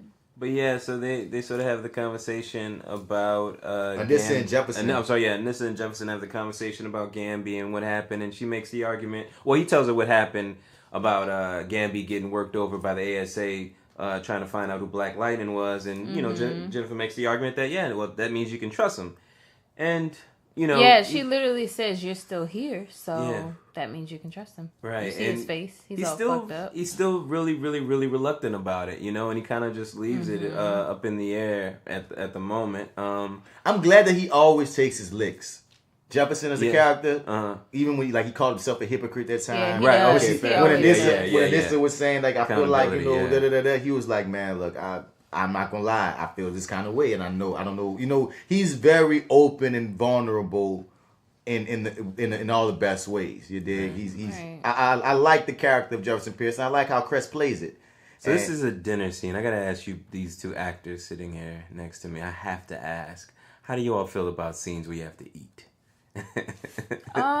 Did you see them eat? No, she just picked up the food, and then she's kind of moving her mouth like she's chewing, like she ate something when she's putting that carton. She never ate anything really. She's just kind of what happened was this. What? I'm gonna show you what happened. Is that an editing thing? It's not necessarily even an editing thing. Wow. You might eat every now and then, but she's gonna eat when it's his close up. Yeah. Because it's not the camera's not gonna be on her. So as you can see, her chewing is mostly in his close-ups, and I don't think he eats at all. And if he does, he's probably gonna be in her close-ups. So she's playing with the food like she's about to, And then we go to him, like nothing's even on that chopstick. But you saw he was fucking with his chopsticks when it was her close up. Now she not from the outside, but look, she got it. She's probably gonna put it in her mouth. Like she's chewing off of that. One little piece. You know what I mean? But if anything's gonna be minimal eating of anything, and if you're gonna really eat a lot, he's gonna be in the opposite shot. But you know, you. But like that's your all's personal approach too. I'm not saying it's a personal approach. I think it's just something that happens because you still got words to say. Right. Fair enough. And I wouldn't be surprised if someone told me to do that. But like, I'm just saying, just off of watching it, because I had to eat on stage in theater, but I haven't yet had to eat in any official project. No, I'm lying. I had to eat in this movie called Quiet Storm. I don't think I ate. Did I eat? I don't remember. Now you're going to go have me watch that scene over. But it's funny that you made that a note. Yeah, no, I always wonder about that because I know like directors, everybody talks about it. I know Quentin Tarantino was one of those ones who really kind of was adamant about like, oh man, I hate to watch actors, pretend to eat. They've got to really, I feel like in there. I feel like I ate in the Quiet Storm because I've never heard anyone tell me in the eating scene don't eat. Like especially in theater, nigga told me eat. And as a matter of fact, take your time to eat because he was saying that like on stage, like the audience is engaged in what's going on. It was in Top Dog Underdog. It was a 2-man play at that, and the audience is in stage engaged in what you're doing. So something, even though you might be taking forever, something as natural as watching two characters eating on stage and not saying anything, but still in character. Right. People will just wait for you to speak. Well, fair enough. So, but the reason I asked about this was because typically when you shoot like on film, like, because on stage you have that one time when you eat it and it's like one straight time through. Yeah. But like say on film, like you do different angles and stuff like that. Yeah, it's like you're going to have to eat multiple times. Yeah, right, for continuity. Right. If you eat that, take a big bite that one time, you got to take it every time after that, right? It's different in TV and film. I don't think I've had to eat for a television show or a film, but I have in commercials, which is totally different. Okay. But it's kind of the same principle in commercials. Like you have to wait until it's your close-up. Or until the end when they want to get the eating shots. Eating. I mean, but that's a little different though. Gotcha. Yeah. Okay, fair enough. Just curious. So now we're with the scientists. What's going on, Jay? Hold on. Oh. So we're back with the token white scientist guy. Back in the, I forgot the name of, what do they call these places? The black site or something like that? I don't know if they give a name to the lab. This is the lab. They haven't given a name yet, but I think it's called a black site. Yeah. I mean, the black site is where they was going to take Jefferson. I don't know if that was this. It could be. It could be. I don't know. That's all I'm saying. Anyway, we go back to the white scientist guy that we saw in the beginning with Vice Principal McDotty, and the body that had the abnormality is now dead. Right. So they're gonna need a replacement, and they did not get into that in this episode. Which makes me wonder, and I kept on thinking, I guess they're gonna get Khalil. And it kept making me wonder too, like, wait, a replacement? Like, what the hell are y'all doing with these bodies? That's another question. What are they doing? What are y'all, like, they're monitoring them? They have to stay alive? Like, what are y'all doing? Now, the future, I know now is not gonna be Khalil, so that means they're gonna kidnap Jennifer, huh? They keep on bringing up, watch your sister, protect your sister, save your sister, your sister. Now, one of these things died. One of these people died. They need another motherfucker. Because even Vice President McDotty said, I don't want to have to feel like getting another one. So that's already alluding to the fact that if one of these people die, we got to re-up. So, and we keep on getting these things about Jennifer. So I really feel like they're going to get Jennifer. Or they might get Jennifer. I feel like every time you predict something, it happens. So yeah. But I want to throw my hat in the ring and say that it's a sleight of hand. Okay. That you're looking at. You're looking at Jennifer. Oh, fuck. But they're really going to get Anissa. Fuck that movie. Continue. Oh, you didn't like it? We've spoken on Slight before, son. Oh. And I told you it was cool, but it was fucking marketed. Yeah, oh yes. Okay, right. Wait. Slight. What? Granted, it was. I have no argument there, but it's you still weren't happy with what you got. It was a cool movie. I liked the movie, but it's like this. If I watch it again, I'm going to like it more because now I know what it is. But when they sold this movie to be a black superhero film, and my expectations... I remember. No, I did. I'm sorry. My expectations was to see this dude, and I'm thinking it's going to be some black superhero shit, and it really wasn't. It was a drama about this kid surviving. They were calling it like Iron Man. And dude, like it was nothing like Iron Man. It was not. It was not. Maybe like the last It was like Iron Man 3 minutes. The last 10 minutes was like the beginnings of some kind of origin story. Yes, like it ended like because there's that whole putting together the mechanics of how all this thing is. It was work. a very interesting movie, though. It was. But I went in with the wrong expectations. Right. Okay. That's why I need to watch it again. It was a very different type of movie than what they sold it. Very different. So anybody watching this, if you get a chance to watch this movie, this indie film called Slight, I forgot about that movie. Watch it, but no, it's not a superhero film. It's not. Go in expecting, a cool little drama about this black kid. Yeah. And you will be surprised by if you go in with only that, because if you go in this cool little drama about this black kid, nigga, and you get what you get, you're like, oh shit, look what I got. Right. Look pretty cool. Right. Dude, if I had way lower expectations, I would probably be lower it than dude. It's gonna be Iron Man, bruh. Dude, all over Facebook, all over online, they made it seem like it was gonna be this big, like Spider-Man, Iron Man, Black Kid, Static Shock ass film, and it was just some kid trying to survive that smart as hell and whatever, and it was cool. It was cool. And I was gonna stand by. It was cool. It was not a superhero movie. But now we're here with Jefferson. Oh no, you said so there's gonna be a sleight of hand, so they're not gonna get Jennifer. They're gonna get Lynn. They're gonna get Lynn too grown, so they're gonna get somebody else. Anissa. You think they're gonna catch Thunder and it's gonna make Jennifer have to step up? Yep. Like that's what it is. Because we gotta have something that we gotta do something's gotta change her mind about. Like, I thought it was gonna be Khalil.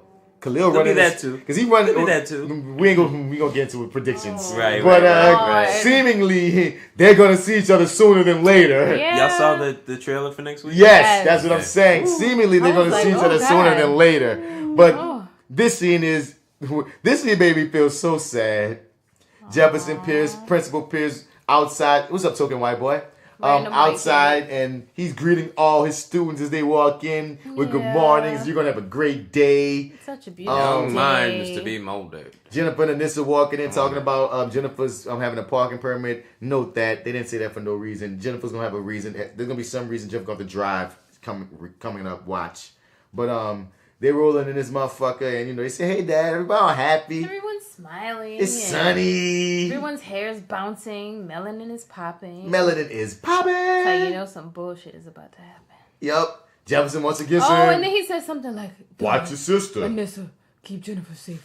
I love you. No I love you. I love you. Right. I think both of us. And pause. Coming back to, I think both would be real viable ideas. Both ideas on it. Whether it's Jennifer gets caught and then they got to save her, or if it's Anissa gets caught and that makes Jennifer have to step up. I like yours better. That'd be cool. But I just don't want Anissa caught. You know what I mean? I don't want to caught either. Yeah, I mean, because this world has real consequences. So it's like I don't know what they got in mind for this. Like too big to be getting caught. No, they. It's like whatever's gonna happen. It's I'm imagining that this trio is gonna at least stay intact moving forward. I stand by. Khalil is gonna make Jennifer have to suit up. I don't know why. I would love that though. I love that idea too though. It could.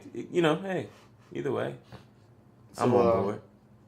We got Jefferson being the best principal ever, the best Joe Clark ever. Then we got him in some circle where all these students talking about, their day and what makes things great. I like this kid with the glasses, bro. He had me joked out. Shock. Don't call him Static Shock. I said it would have been cool if his name was Virgil. His hair. I called him Little Baby Killmonger. Little Baby. Baby That's what I called him. Yeah, you ain't about to. Hey, you ain't about to take Mr. Pierce right here. Yeah, because this is when it happens when he say 5-0 and all these. They try to get these kids talking as natural and real as possible as they can on a CW show, and I appreciate I thought that. He was right, gonna hit that boy.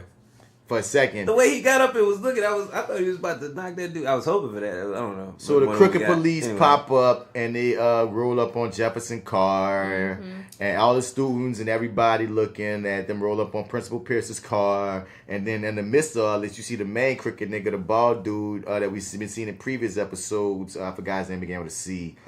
He throws some shit in the back trunk, and that's going to lead to a sighting of Henderson's daughter, who we still don't know is Henderson's daughter, even though we have them both in the same episode again. Still don't know. They still haven't so claimed weird. her. And she lets Jennifer know, like, ooh, they got your daddy car, girl. And, once again, they go through all this, and, they plant the green light in there. Then they run up in his spot, and they find green light in this spot. And this scene pissed me off when they get back in the principal office and Black Light and Jefferson like, brothers, what the fuck is y'all on right now? Right. You feel me? I'll roll to y'all. You ain't got to try and embarrass me in front of my whole school. I'll roll to the precinct. We could talk this. So they even pull a gun out like, bro, you not are you resisting arrest? Right. And then in the middle of the principal's office, by the way. Bruh. Everyone's watching. Right. So this is this. And then we see the second asshole crooked cop with more green light that he planted in the office, in Jefferson's office. Now I wasn't sure if he planted this or if that was a green light they found from that LeBard from them episodes back. I thought did he confiscate any of that? No. I don't remember him doing that. No. All right, so it's planted then. He planted I want to say planted it. it. Yeah. All right, keep running. Right. And so yeah, this is basically the point where he's like, Jefferson's like, we can talk about this, please don't do this in front of everybody. And the white man pulls out the fucking gun like a dick and is like, are you resisting? And then he has to freaking humble himself and emasculate himself in a way that many of us black men have had to do and say, I'm complying. Which is like just the beginning of the emasculation of Jefferson Pierce in this episode. Yeah. And like, then they roughing him up and I'm like, is this a ASA sort of thing, or are they this is just normal how cops are gonna treat him? I mean, these are the cops, because remember, this is when they throw his face against the wall, it's the exact same shot they got from the first episode when he put his face on the car hood. Oh. So they're mirroring the same, okay, these how these cops be. And that's supposed to also show you when later Henderson is saying, no, I'm about to clean this shit up. You gotta have a mess to clean. So they're showing us the mess. So as they arrest this man in front of his entire student body and his family, Jennifer run up like, they ain't about to take my daddy, and we all in suspense because it feel like she about to fucking flame on these motherfuckers. Yeah. What you thought was gonna happen? I kind of figured he'd talk her down, just because I was like, this isn't gonna be the moment. This isn't. It's not gonna happen here. Mm-mm. It's gonna happen maybe, but not here. Not now. Here. So, I knew he was going to talk her down, and it was just like, okay, cool, let's see him control the situation. I got nervous for a minute, though. Did you? When I could hear, her powers kind of revving up, I'm like, oh, crap, what if she, This is my favorite. It's so interesting that, like, she generates energy, he controls energy, and Anissa stops energy. Yeah. And they just are this circle family, this unit. And I'm just imagining, what if Jennifer could generate Jefferson's powers to be even more powerful, if like they was holding hands, if they was touching or something, because because she's a generator. I'm thinking if she lights up him, that makes he could probably do some crazy shit because she's boosting. Yeah. She's a generator. He just controls energy that's in him. She creates it. It just emanates. So I want to see that team up, because right now the team ups are really fire with, Thunder being the muscle, being the steel, being the hammer, and Jefferson shocking people and she could take bullets. But when we got the little generator that can suck your energy, probably do all kind of shit. Oh my God, I can't wait. And then once again, the creators have already said they have a mind to go towards Static Shock at some point in the series. Ooh. So cool. I would that 4-man team, Jefferson, Static, Thunder, and Lightning, I'm with it. Oh my God, that's amazing. I'm with it. But that's probably season 3 shit. I'm gonna tell you, I lose my mind if that happened, dude, right now. Hell yeah. Oh, that would be crazy. So your favorite scene? Little Killmonger. Let me get little baby. You ain't about to take him nowhere. His name. Oh, and he told him that bad white man that cop said, get out the way, son. Son, he's like, my daddy named Lamont. Lamont. Like you don't that. look like no Lamont. Boom. Straight up, they was ready to fight. All the boys was together ready for Pierce. Arm in arm. Man, I love that, man. I love that. The whole school rides with Mr. Pierce. Because they know that shit was bullshit. Everybody knew all this didn't smell right. Everybody knew, man. And they know he a real nigga. Right. Yeah. Vice Miss Dottie out there once again showing her conflict. Mm-hmm. But then they got so much respect for you. They move the fuck out the way because you tell them to. Right. But you do tell them to hold down the fort. Yeah. Then this is running down. Lord, yeah. She runs up. This is where I got nervous. And she takes a breath. She's like, oh yeah. And I'm like, oh shit, right she's gonna do it. I'm like, chick, don't do it. Yeah, and the look on Jefferson's face is like, oh shit. And then he kept messing with her though, so I was nervous. Right. Yeah, man. But Jefferson, calms down the situation, take his lick, get thrown in a cop car with his daughters and his whole school watching, humiliating, unnecessary shit. So stupid. But he takes it like a G, like a whole man, like the real person we know he is. And we get in there. Henderson mad. We're in the police station. He handled up the crooked nigga like, man, I know there's some bullshit. I know because I know Jefferson. I'm going to take you down. He like, I fuck with Henderson in this episode. Oh, yeah. Henderson was something serious in this fucking episode. He wasn't having it with these crooked-ass white cops. And I love that he was on to them. And he basically fucking stood his ground and was like, bitch, I know something is up. I'm not stupid.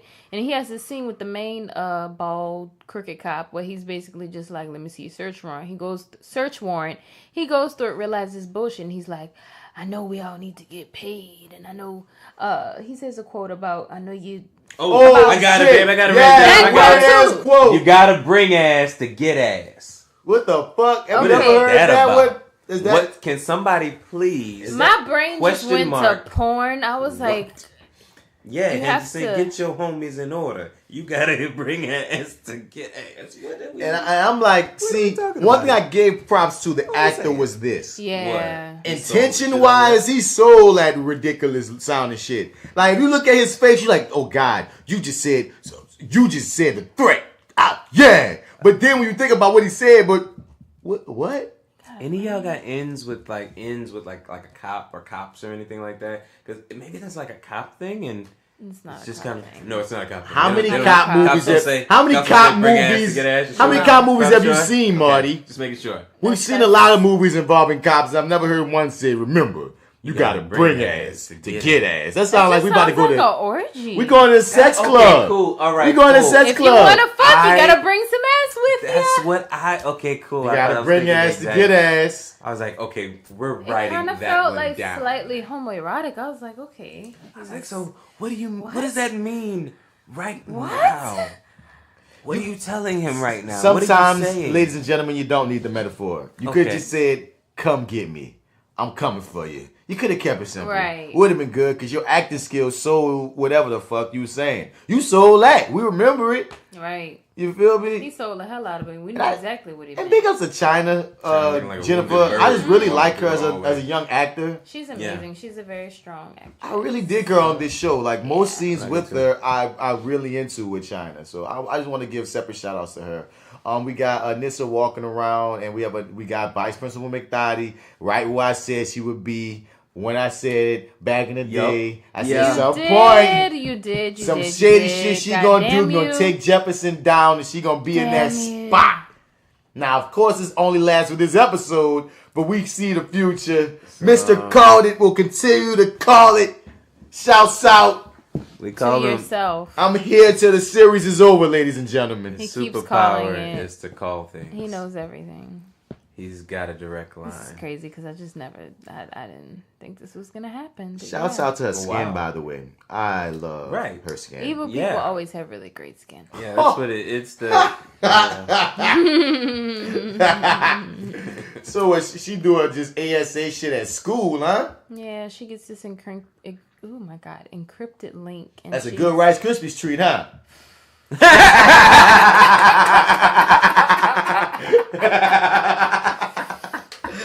She's talking to the fucking ASA evil people, the body snatchers, and on the black she's dark basically web. letting them know the black Jesus has been crucified.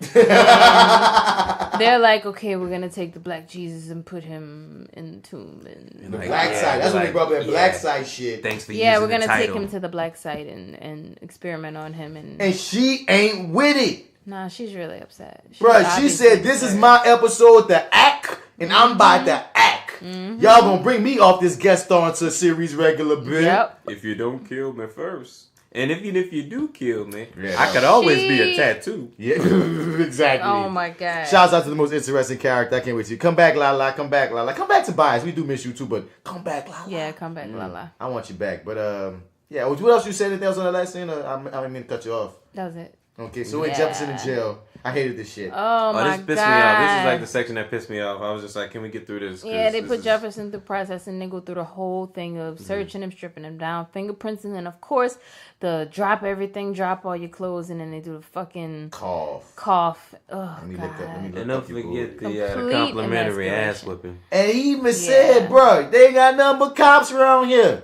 Why y'all whooping my ass? Like, why the fuck are y'all beating me? Like, what you expect me to do? I'm fucking Jefferson Pierce. I'm in handcuffs. There's no reason to kick my ass right now. Exactly. Yeah. What I'm gonna do? And he once again the black man's thing. Like whenever I see him have to restrain all his superpowers just so he can remain living, I always think about there go the other black man's ethos. Right, that's everyday for black man. You hear me? He just like you gotta restrain, you gotta keep it down, you have to comply, you have to be respectable. You feel me? It's like it's so ridiculous, and he keep it together. That's why this is this ain't a white man thing for me in this situation. This is black versus blue. This is an issue with the system, you feel me? Because once again, they got black people, they got Hispanic people, they got Asian people, they got people of all kinds wearing that blue that feel like that makes them more empowered and more privileged to do whatever the fuck they want. And it's messed up. And even somebody as esteemed and no matter as respected as Jefferson Pierce can get caught up in that nonsense if they want to catch you up. So, yeah, we still in this area. Anything else you want to say towards the scene while we skip through it? No, this whole scene just sucks. Yeah, it pisses me off. That's fucking... Yeah, okay, here we go. There we go. So we with Lynn, the beautiful Lynn. We've seen her before, right? She's always She's always the one when we go pick up... whenever we go to jail, that Anissa, woman... right? Yeah, when she's the woman at the counter, she's had a different hairstyle at the time. Okay. It was up. This time it's down. Gotcha. And she said she the wife, and then she had to show ID, and then she said she the ex-wife. And I'm like, I figured that thing gonna say Stewart on there and not Pierce. Right. You Lynn Stewart. You John Stewart cousin, girl. You better go holler at Green Lantern. And that was originally supposed to be a thing. But yeah, John Stewart was supposed to be her brother, her cousin, but they never connected that. That's why her last name in the comics is Lynn Stewart, because all us black people related. And I think that's why they decided not to go with it, because they didn't want to make Black Lightning's wife just happens to be related to Green Lantern. Right. So, but it would have been cool. That would have been cool. Because the fact that her last name is Stewart instantly makes you wonder, well, is she related to John Stewart? Right. Like, Stewart? But yeah, Henderson coming, bail out before Lynn seems like she's going to go in, because, you can't keep black women away from anybody she loves. Husband, children. It's not going to rock. It's not going to work. It's not going to happen. I love this back and forth with these two. Henderson and Lynn. Yeah, they basically go back and forth. And she's trying to figure out what's going on. She has a moment where he's just like, I'm going to take care of it. Do you trust me? She's like, no, I don't trust you. She said, like, no. Thank you, Lynn. I don't trust friend. I don't trust nigga you. either. Right. You ain't my friend. You Jefferson friend. Right. I ain't trust that nigga either. I felt that. I wouldn't trust him either. I don't know you. She said, but Jefferson trusts you, so I'm going to follow his lead on that. But my big eyes, my big, beautiful, brown, London, British eyes are still looking at you from the side. And they going to stay that way because the only people I trust is my family. Yep. I got all that from Lynn. And we know who you are, Anissa. You going through the front door.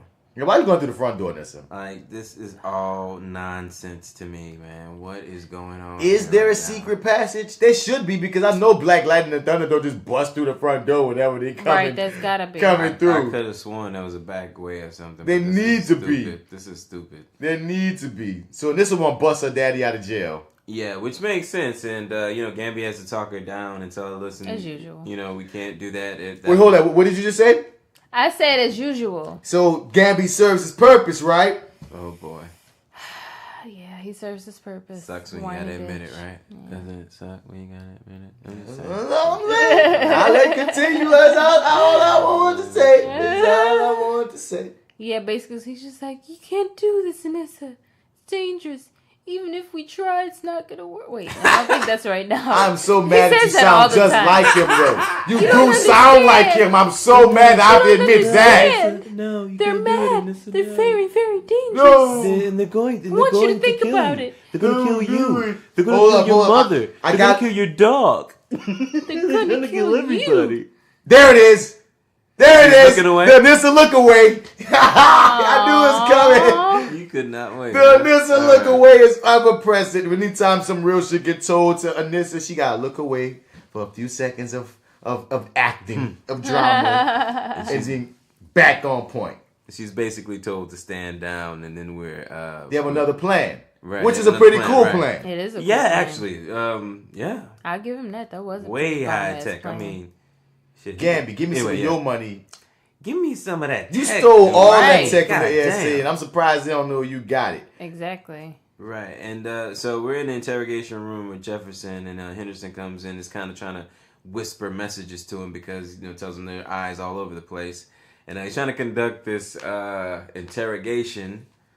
And he let him know, like, bro, you better say the right things. Right. Yeah, and he's just kind of asking them general questions. But he's also the white men are watching, so he's trying to conduct an actual interrogation. But the only time we see Lala when he bring him up to ask him his connection with Lala. Right. And Jefferson kept it 100. He said, bro, look, this man in 100, he became a gang member. We set up a deal where this nigga ain't gonna come and mess with my people in my school. Well, which sounds shady. First he tells him that I knew him when I was a young teacher. He was a student when I was a young teacher.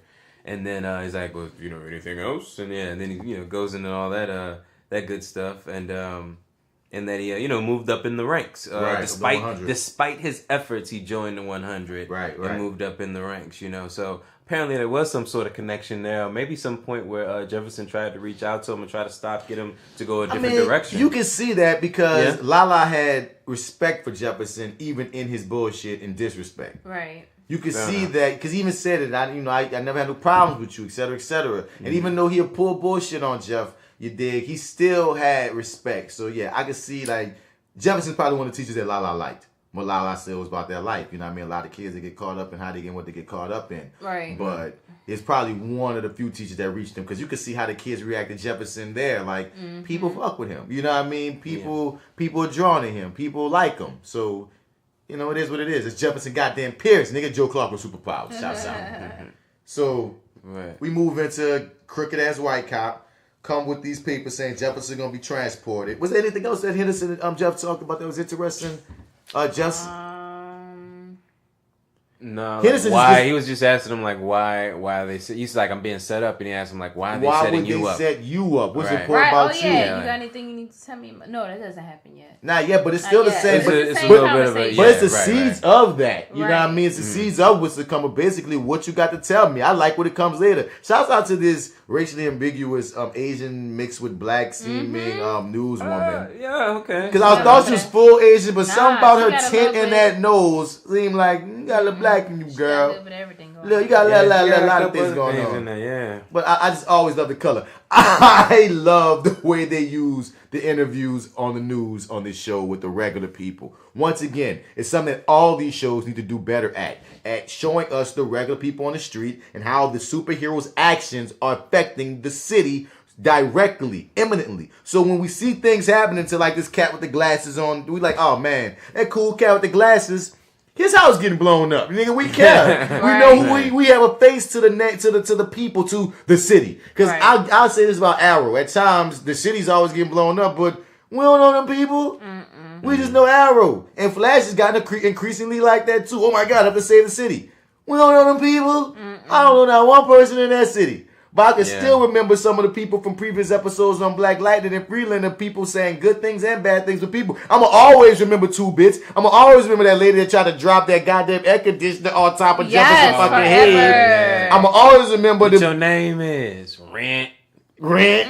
Light bill. Come on. Car note. I'm going to always remember them niggas at the freaking hotel. It was like, hey, my man Black Lightning. What floor you want to go to? Like, dude, they litter their goddamn show. They litter the city with people that you can identify with, even if they only say one thing. And I love that about this show. So as we're in this scene, we have the different people. We have a guy with the glasses. We have this white lady, a token white lady talking shit about Black Lightning and saying he's blasphemous because he makes the children go around and call them Black Jesus. And that's so how white people that at times be when they don't even understand nothing. Stupid. And when the story gets twisted. And the woman in the video was saying how if it wasn't for Jefferson Pierce, her kid wouldn't have graduated. Or was it her little sister? It was one or the other, but she was speaking. I think it was a kid. She was speaking so greatly of Jefferson Pierce. The black man with the glasses, I forget what he was saying. He was saying, y'all know they set my mans up. Yeah.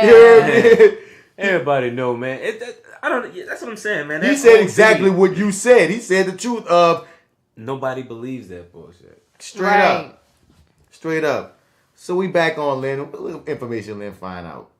I don't remember. I don't remember either. What you talking about? She finds out it's Henderson. He calls her and he's like, Jefferson's about to get moved. It's a national.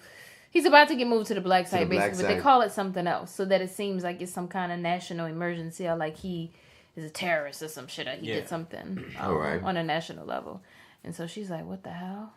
And then, so apparently she calls Gambi. And Gambi let Anissa know. Right. Mm-hmm. And they're like, okay, so and he's like, you're going too forward late. with We the don't plan. have time. We have to do this now. It may not even work because I threw this together with some paper clips. It's very dangerous. And a nail gun. They could kill you. They could try. kill your dog. They could We kill haven't your even mom. fully tested it. It's crazy. And I have a van. On behalf I'm really proud of it. On behalf of all of us Gambinos out there. Fuck you guys. Really? I see you, Really? Gambino. So also this great scene with That's what we Jennifer and doing her now? mom, and Jennifer says the truth of, man, what my dad don't get out. And she has a whole Right. breakdown and such. And once again, big ups to China. She acting her ass off in these episodes. And she's keeping us grounded. And that's one thing that Lynn and her are serving in this episode. Keeping the family tight, keeping the family grounded. Because with Jefferson locked up and Anissa's taking a fort as the superhero of the family, the thing that makes this show work so well is the family dynamic and is our care and love for the family. So they have to have these scenes where we have them keeping us grounded on the level of, this is not just Black Lightning or Jefferson Pierce. This is a girl about to lose her father. This is a family about to lose their patriarch if this bullshit go down. And you got to remember that in the scope of things. So many times in these stories, you be so far removed, you think this is just superhero shit, or this is just celebrity shit, or this is just some people on TV that don't concern me. When we talk about people in the news losing their children and stuff in the media, when no, dog, this is someone losing their son, this is someone losing their dad, this is someone losing their father. Take this in when these things go down, whether from corruption or whatever else. It's bullshit. Right. So, Win holding with Jefferson. And Henderson rolled up on him, and that's what he said. Niggas, you a spy? Oh, yeah, this is when he comes in and he's like, they're about to move you to the national police to fuck you up. What did you do? You gotta tell me what's going on. You got something you want to confess to right now. Okay, so it felt like he was going to say it. Yeah, have I was you guys ever hoping played he would. any of those Telltale games? Yeah, I got the Batman one. No. You got the Batman one? Okay, so it's basically you. And I just bought season 2. I haven't played through it yet. So It's you're dope. going to be seeing it, J.Steel. I have the 5th episode. I'm probably gonna get to when I get out of here. But season 2? Yeah, season 2. The last episodes that just came out. Anyway, they put you in scenarios, you make decisions, and based off your decisions, what you tell people, it'll send the story in a certain direction. Like this felt like one of those scenarios where it's like, do you want to tell him that you're Black Lightning? And I would have, at this moment, I would have told him, I'm Black Lightning. Would you have? Okay, oh, cool. yeah, absolutely. Yeah, and it's very interesting in these Telltale games where they give you like 4 options. Like, it's because for the most part, it's like you're watching a movie, except you get to make the decisions of the characters in the movie. Oh, It's that's not, really cool. Yeah, because it's not like you completely control the person like you would in other games. No, you watch the movie, you make the decisions, you watch how it play out. So they give you a very limited amount of time to make, at times, quick decisions. Yeah, and sometimes not answering is the worst thing you can do. Right. So it's real dope. Yeah. And they'll freeze time and like like what you said. I saw what you meant. Where they'll come up and you have this moment where like, what do I do? What do I say? Do I tell them? And they have like one that be like decision. Yes. One probably be like, I'm Black Lightning. Yeah. One to be like what he said, I don't know what's going on. Another one to be like a mean one. Leave me alone. What's it to you? Like, you know what I mean? Like there's different ones. Answer aggressive, answer diplomatic, tell the truth, whatever. Right. It's interesting how they play out, and yeah, I feel it. But another cool thing, which I'm like, I was kind of like fuck Henderson in the beginning, especially when Lynn was like, I don't trust you.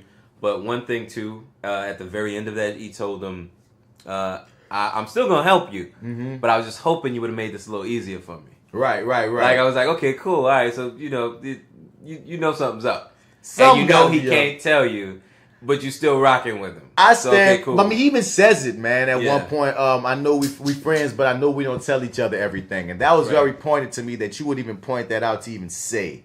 When he said that, I was like, what made you say that shit? And he gave no hints about him knowing anything beyond what we saw, what we're speaking on now. But I stand by Henderson, you a whack-ass detective if at this point you don't at the very least suspect your friend of something. I thought he was gonna figure it out in this episode on his own. I think he has a hint, maybe, kind of. I would hope. I'm giving him the benefit of the doubt here because he obviously thinks that Pierce is not who he says he is. Right. But I don't think he knows he's Black Lightning. I mean, damn. Like, no one can know now after the planet they pulled off. You know what I mean? Right. But at the end of to that, it's like, damn, like you, like nothing in you. It's like this world has metahumans in it. maybe he's a meta. I wouldn't even necessarily say he has to jump to metahuman. My whole deal, my deal is these people about to put you in some black site, and as far as Henderson knows, I hustled to get you out of this situation. Right. So somewhere, if I'm a detective and that's what I do, I try to figure out the answers to things. At a point, I'll be wondering why did they choose you? Like as an actor, I'm like this. You know what I mean? So as an actual detective, come on, you gotta wonder why did they choose to fuck with you though? You know what I mean? Now, you could go to the same old, well, he's a prominent black man. People go at prominent black men. But there are also reasons why people come at prominent black men at times. And is it just like, I don't know. I just would hope that, not hope, but I'm just wondering, Henderson. I'm just saying, Henderson, if you are good at your job, you better be having this somewhere in your brain. Somewhere. Fucking somewhere. Yeah, hopefully. Detective. Hopefully. He better. Detective. Special investigator. So now we got Henderson being the superhero of the show. Right, so he hems up old boy here. Not the main snake, but the snake. The secondary snake. The secondary snake in the police department that was setting up Jefferson. Snake with hair. The slick snake. Slick back snake. White slimy bitch. And he lets him know, like, yeah, I got some dirt on you, bro. And I see that you've been basically embezzling funds, and I got more shit on you. If you don't tell me what's going on, I don't even want you. If you don't tell me what's going on with your partner, who I actually want, then I'm going to sink you. Now sit down. I brought some ass. I brought some ass here. So sit your ass down. Sit your ass down. So now we back here with Vice Principal McDottie. This bitch. And, you know, she... Was this the part? That she's begrudgingly, once again, there's that word again, let them know that, you know, Pierce is about to be moved. And this is when we see, you know, the cool thing of the hologram, which is a great plan. We thought nigga had powers that we didn't know about. Right. Yeah, I know, right? I know. They made it seem like in the last preview that he just teleported. Yeah. But so no. Yeah, this is dope, though. Yeah, I love this whole little sequence where she's, you know, kind of walking through. Yeah, so basically, Gambi instructs her on how to use the hologram, and I believe he tells her, don't let anybody get in between you and the hologram, or it's going to disrupt it, and it'll ruin the whole illusion, and then the plan goes to shit. And we see her just walking up the street, and all these people are wigging the fuck out like they seeing Oprah walk up the street. Like she's a celebrity, She's been practicing her strut. Oh, you see that strut? That power walk is mean. And then for a second, it seems, I'm thinking...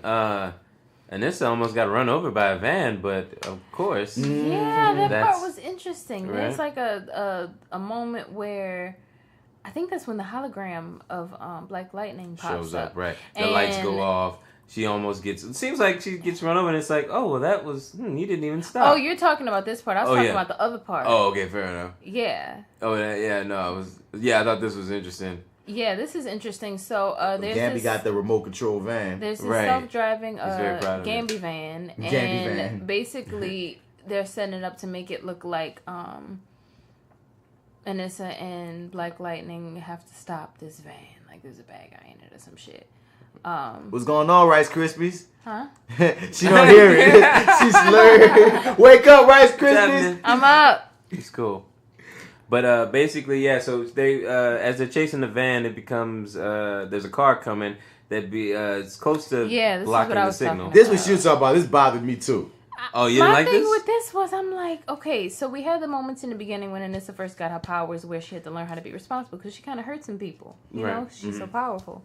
So it kind of brought me back to that because I'm like, this is a fucking civilian in this car. Just roll up the street, mind their business. Like, the whole point in this is to do it as seamlessly and as quickly as possible without causing... Pause, hold your thought. For the people listening, we're talking about the scene where while they're chasing the runaway truck, there's this other car coming the opposite direction, and Gambi is saying, you can't let that car get between y'all, they're going to see it's a hologram because hologram's coming off you. So out the blue, Anissa does a thunderclap and sends the freaking, the fucking car, the car that's coming at them into a spinning motion in parallel, parks it, and it spins around and it parks itself. And she parks it for him in a weird-ass, scary-ass manner that could have hurt the person driving or at least tripped them the fuck out. How did Thunder stop the car? What did she do? Thunderclap. Really? Thunder's thunderclap. You hear me? Oh my god. So like when watching this, like, damn girl, you just thunderclapped this. You just clapped your hands and went at the motherfucking car and it spin and the person was alright, but go back to what you're saying, J.Steel, just so they know what part you're talking about. I'm just stuck on thunderclap right now. I'm sorry. Thunderclap. It's awesome. Oh, yeah, so I was just saying that with that car, she could have fucked shit up. Because what if the car would have... In my mind, I was like, this car's going to flip over. It's going to crash. And then what? I don't know. When she sent that clap, I thought it was going to flip. And then what happened? Because how do you control wind in that manner? Because, dude... I didn't think because she superhero show. Sometimes you got to chalk it to because superhero show and stunt drivers. Right. Because superhero precision drivers. Right. So you know, they running down this runaway truck or whatnot, looking like superheroes. I even like the way the slight the way that they have Jefferson running. And it's slightly not realistic. It's very robotic. It's slightly robotic. Right. I like that touch. And all over the news, Vice Principal McDottie, the day players that they cast on this show are hilarious. They are. Whoever's doing casting for this show, y'all are shit. Because you got that fine thunder with them now. Yeah, I mean, they show these people on the news or whatnot. Yeah, so they have this couple that's talking about Black Lightning, and the guy's just like, yeah, I saw both of them. And he's like, oh, yeah, thunder, fine ass. And the girlfriend just sitting there like, mm-hmm. And Vice Principal seeing this, and so now she don't even know what the fuck to say because she know that Jefferson Pierce is in custody. But how's he been seen running around the goddamn Freeland? Right. So, and she tripped out. Like, she having a really bad day on her job. So then she gets in this argument with Dickface over the thing, basically over saying... Over the dark web. Over the darkety dark. And she basically saying, we gotta let Jefferson Pierce go because they see him Black Lightning running out and about. And them niggas saying, we don't give a goddamn about that shit. Yeah, do your job and report. When we want your opinion, we'll give it to you. Bruh, that's basically what they told that lady. Bitch, y'all. do your job, stay in your place. Stay in your lane. And you know, fuck Black Lightning. But I thought, Fuck see, Pierce, there you go. Thinking again. Mm-hmm. Stop thinking, bitch. Mm-hmm. That's not your job get description. my metahuman. You're only supposed to facilitate. That's it. Yeah. Oh, so, she was pissed too. Oh, she was mad. She thought she was a part of the team. Right. No, nigga. She thought she had a friend. No, nigga, you're our Gambi. So that means she both likely got hands, huh? I'm curious to see what type of shit she working with. You think? Oh snap! She got hands because Gambi got hands. Is that a requirement though of that job? In that line of work, yeah, I'm pretty sure you got to know how to kick some ass. But kick some ass too. They're like assassins. So I mean, she gonna kick Gambi ass at some point. She gonna fight somebody. She's not gonna fight Gambi. She's gonna fight the people Anissa? who she thought. No, I think she's gonna wind up being an aide to Black Lightning. I think she's eventually gonna be an aide to Black Lightning. I can agree with you there, but I still think she's gonna get in a fight with somebody. We gonna see her fight somebody. I don't know who. Not sure. I want to see that. But Henderson comes to save Jefferson. Basically, Henderson, not vice principal. Henderson got Jefferson out of jail, and he went over people's heads and was like, "I got shit on dirty niggas." And look, Jeff, you getting out? Here go your shit. Yeah, we about to fry some bacon in this bitch. And I like the move Henderson pulled when he he egged him on. Oh yeah. He hit him in the shoulder when he walked by. Put your hands on me, nigga. As soon as that nigga touched Henderson, he hacked him up, told him everything he got on him, arrested his crooked ass. But the crooked dude said something that I believe is true. He throws shade like you don't know what you're dealing with. It's bigger than us or something like that. No, he says no. He says you don't know how this city really works. There we go. Yep. That's the truth. Huh? Does he not? I don't think he does. No, he doesn't. No, he don't know about no ASA for real. He's in over his head. He doesn't know what's up. He don't know how deep it is. This is just some crooked ass niggas that was trying to get some He money. got promoted because... Oh, you say he might be in on it? No. Because he got promoted because he took down 2 crooked cops in one whop. So, and that nigga was above him. He really took that man's job on some shit. You feel me? So, but what I'm saying is... I don't think he knows how the city works as far as... like how it really... Okay, I got you. There's spotters out here. Works. Right, there's plants out here. Like, you know what I mean? I got you, yeah. That's what I'm talking about. Not the hustle. True. I'm talking about, they got shit that goes down. I have a theory on that, too, that we're going to get to. Hold that for predictions. I will. But he comes home. Jefferson comes home. His family's all happy. Everything's all happy. Happy moment. Happy black moment. And this is when J.Steel was... I just was waiting for death and chaos. Yeah, I thought they was going to surprise in this whole... I'm like, Jennifer's pulling out ice cream. The family's all together. I'm like, this is going to be fucking... Lala or somebody crazy at the door. I instantly said nope. This is the moment. I said nope. This is gonna be some bullshit. I said nope. There's gonna be somebody. I didn't think it was. I didn't know it was Gambi, but they was overhyping it. Whoever knocked at this door. Hey guys, it's me. I was kind of figuring in my head. I was running through who couldn't know that they're there, and Gambi was the only person that was in my head. So I was kind of thinking it was gonna be him, but the way they had queued it up to she's gonna be breathing in, taking a deep breath, and he's gonna be lighted up right there. I'm like, it's not gonna be. It's not gonna be anybody. Yeah, I was in the same position. Yeah, it's gonna be somebody non-threatening. Right. That's what I was with it. Yeah. So father and son have their talk, Gambi, We and have a moment, and he's like, "I really hope you can forgive me one day for being a bitch." Jefferson is like, "No, I can't forgive you for being a bitch." No, you're always gonna be a bitch to me, but maybe we can move forward in this new bitch-like world with together. He's like, "I can't forget what you've done for me, how you saved me, but I don't know if I can forgive you yet, bitch, father." Yeah. No. He said that, but you flipped it. He said that I can't forget the bad you did, but I also can't forget the good you did for me in the past. I don't want to run over that because that's the part that he's trying to hold on to, Jefferson, to find some balance with this man. He's like, bro, I can stick on this bad, fucked up, screwed up stuff that you did that got my daddy killed, but at the end of the day, you did so much good for me that I can't, because that happens so many times when you're mad at people, when shit go down, when people beef out. It's like that one, whatever event that happened that made you beef, everybody's focused on, as if you don't have years or so many occasions and so many situations and so many great memories with people. Right. So, especially in this situation when this man actually became your daddy. Right, exactly. He became your daddy, bro. Literally. So, you can't just throw that man away. Yeah. Okay. So we get to the end when Henderson, like you said, becomes like what is it like? The chief or something. Yeah, he becomes a big man on campus, and he's all proud and having a press conference, basically saying how Black Lightning was found. Oh wait, not Black Lightning. Sorry. Hey, hold on, did we run over the part when they used Black Lightning as a verb? Oh, that's when Jennifer had a moment with Lynn. Yeah. And she's like, why don't Daddy just Black Lightning his way out of the jail? I was like, right. It's a verb. It's a thing. So, anyway, we leave the press conference or whatever with Henderson, who's now the police chief. Police deputy. Police deputy. Okay. Yeah, deputy chief. Right. Gotcha. Deputy chief. Yeah, that works. Yeah. And then we have a moment with Gambi and family, all surrounded by wonderful dinner of pizza and hot sauce and. Pizza. Right. Yeah, a little bit of salad. A little bit of salad in there. They're praying, and I still was waiting for the explosion and for somebody to come in on a flaming death unicorn, but that didn't happen. Yeah, no, not this episode. Yeah, not this episode, but that was okay. It's still early. It's still really early. It ends there basically, which is I'm still happy. I'm high on that. I dug that. I feel like the beginning of the episode and the middle, they gave us so much, and so much of it resolved. Like, I didn't expect for the whole Jefferson being in jail thing to resolve as smoothly as it did, but it was okay. But the ending pace of this was a little different than what I anticipated. The Flash did something similar to where, like, they put the Flash in jail on his show, but it really didn't work while he was in jail, in my opinion.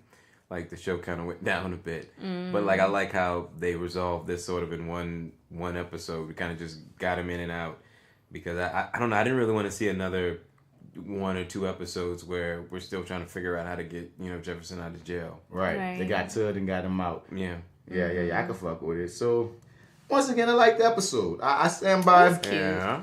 That's what it was. It was cute. It was cute. Like, you know what I mean? Because, the last one I was like, yo. This one was like, okay. Oh man, I can't wait for them to like dig into y'all's souls and spirits. Yeah, just and take stuff, my soul. Yeah, man. I know it's coming, man. Especially just after this trailer for next week. The next week trailer really made me go, I'm like, fuck this week, man. This is who cares about what we just watched. Right. I already see that next week is about to get real. Do it. So real. You have to fight me like a man, bro. I'm saying the fact when as soon as I saw the goddamn dreadlocks, I was like, oh. So can we talk about that? First off, give your votes. For this one, I give this one All right. I'm gonna think mine, and I'm not gonna worry about what you say. I give this one okay, honestly, we might have to stop giving these things ratings. But for now, because I don't want to give it 4 votes because it wasn't exciting. No. But the last thing I gave 3.5 votes to, I didn't really like. Oh. You know what I'm saying? So that's where I'm at with it. It's not a 4 or 3.5. It's like a 3.8 unless I move the last one I made a 3.5 into a 3 and make this the 3.5. That's why I'm so fucking confused. But somewhere in that range because it's not a 4, but it's not a 3.5. But you know what? I'm going to have to just say a 3.5. Even though I liked it. It's weird. What y'all got? This is hard for me. I don't know what to do. That's what I'm saying. We gotta stop. We might have to stop the boat system. I just want to give it a gold star for for being present. You gonna just give it the smiley face, smiley straight or frowny. I want to give it this participation is a pretty road points. marker on the way to the shit cute. that we want to get to. It's a cute little trailer for next week. Aw, you look know, at this. I I'm guess gonna I'll put this give one it on the refrigerator. 3.5, just because. Oh man! I mean, it advanced story to a degree. We got Gambi and Jefferson coming back together, so the unit is gonna be on one accord moving forward as far as with everything that's to come. We got Jefferson exonerated, so you don't have to worry about people thinking it's him again because now we have to et cetera, et cetera. I was hoping that they would get into the reason why you can't see his face. I really wish they would expound more of it. Please. But before I keep going, what you saying? Where your boats at, Marty? 3.5, man. So we all at 3.5. We all at 3.5. Yeah, I just sort of made up my mind for y'all made so it wouldn't be influencing. It was just like randomly we all kind of got to the same place. So. That's not a bad episode. It wasn't bad at all. It's not like we had the ones and the twos. None of them have been ones and twos at all. But just kind of going back through it, I'm just like it was a it was a nice little pit stop on our way to what I hope next week to be what I've been waiting for. There's so many enemies running. So we got Lala, we got Dickface with the ASA, we got Tobias with his whole squad at 100. Because the thing is, Lala has his squad, Tobias got his squad at 100. We got Dickface. We still don't know who the shadow board is that they all was answering to. We still don't know if Eve is coming back. We got Vice President McDottie. Right. We got so many things going on. It's about to be wrapped up in the next 2 episodes. And it's not gonna really fully be wrapped up. I think we're gonna. They're gonna leave us a little bit for 1 or 2 threads are gonna still carry. Oh yeah, hopefully so. But I don't know. I'm always satisfied at the very end of it, and this next episode, man, I'm pretty sure I'm gonna be satisfied with that one as well. So okay. Oh, yeah. what do you? What's that? Oh, what were you No. I'm definitely ready for the next episode. My brain is just kind of like. What's your prediction, Mama? Oh yeah. What you saying? What you got? So I did a little digging, a little like Black Lightning theory show research. I couldn't really find anything, but I found a couple of things. But the main one that I really saw was that a few people, and there's like a whole thread on it, is that Henderson is about to die. What? That, like, if you watch the episode, just everything is being set up. Like, he has the death mark on him. He's about to go. Oh, man, I thought they were going James Gordon. I don't see Henderson dying. Maybe it's kind of far-fetched. Nope, don't see it. Or something. Mr. Calded says no. No? Well, Mr. Calded says no. Not season 1. Henderson not about to die. No. Nope. Well, I'm not gonna lie to you. I bet on Mr. Calded before internet theories. Yeah, before internet thread. Yeah, unfortunately. Yep. So now the more I process it, I can see how they could gonna get fucked up because something gonna happen to him because he's putting himself out the line. That last statement that the fucked up cricket cop said, low key gave me chills. He's like, you don't know what's the quote? You don't know how the city really works. And how Henderson just standing there all proud. I'm like, nah, something's gonna go wrong. I think something gonna go down, but kill him in the first season. That's what people are saying. A lot of people are saying. Can I full disclosure? What's up? I don't remember what the name of the last episode is, but it definitely gives the impression that we're gonna lose somebody. Oh, somebody's gonna die this season. Like I know we're gonna lose somebody. It feels like based off if the titles are any implication, as guys like this one was. We're gonna probably lose somebody. What's funny is this. Important. Who can die? No one, because right now everyone. I think kind of Gambi's up for grabs. I think.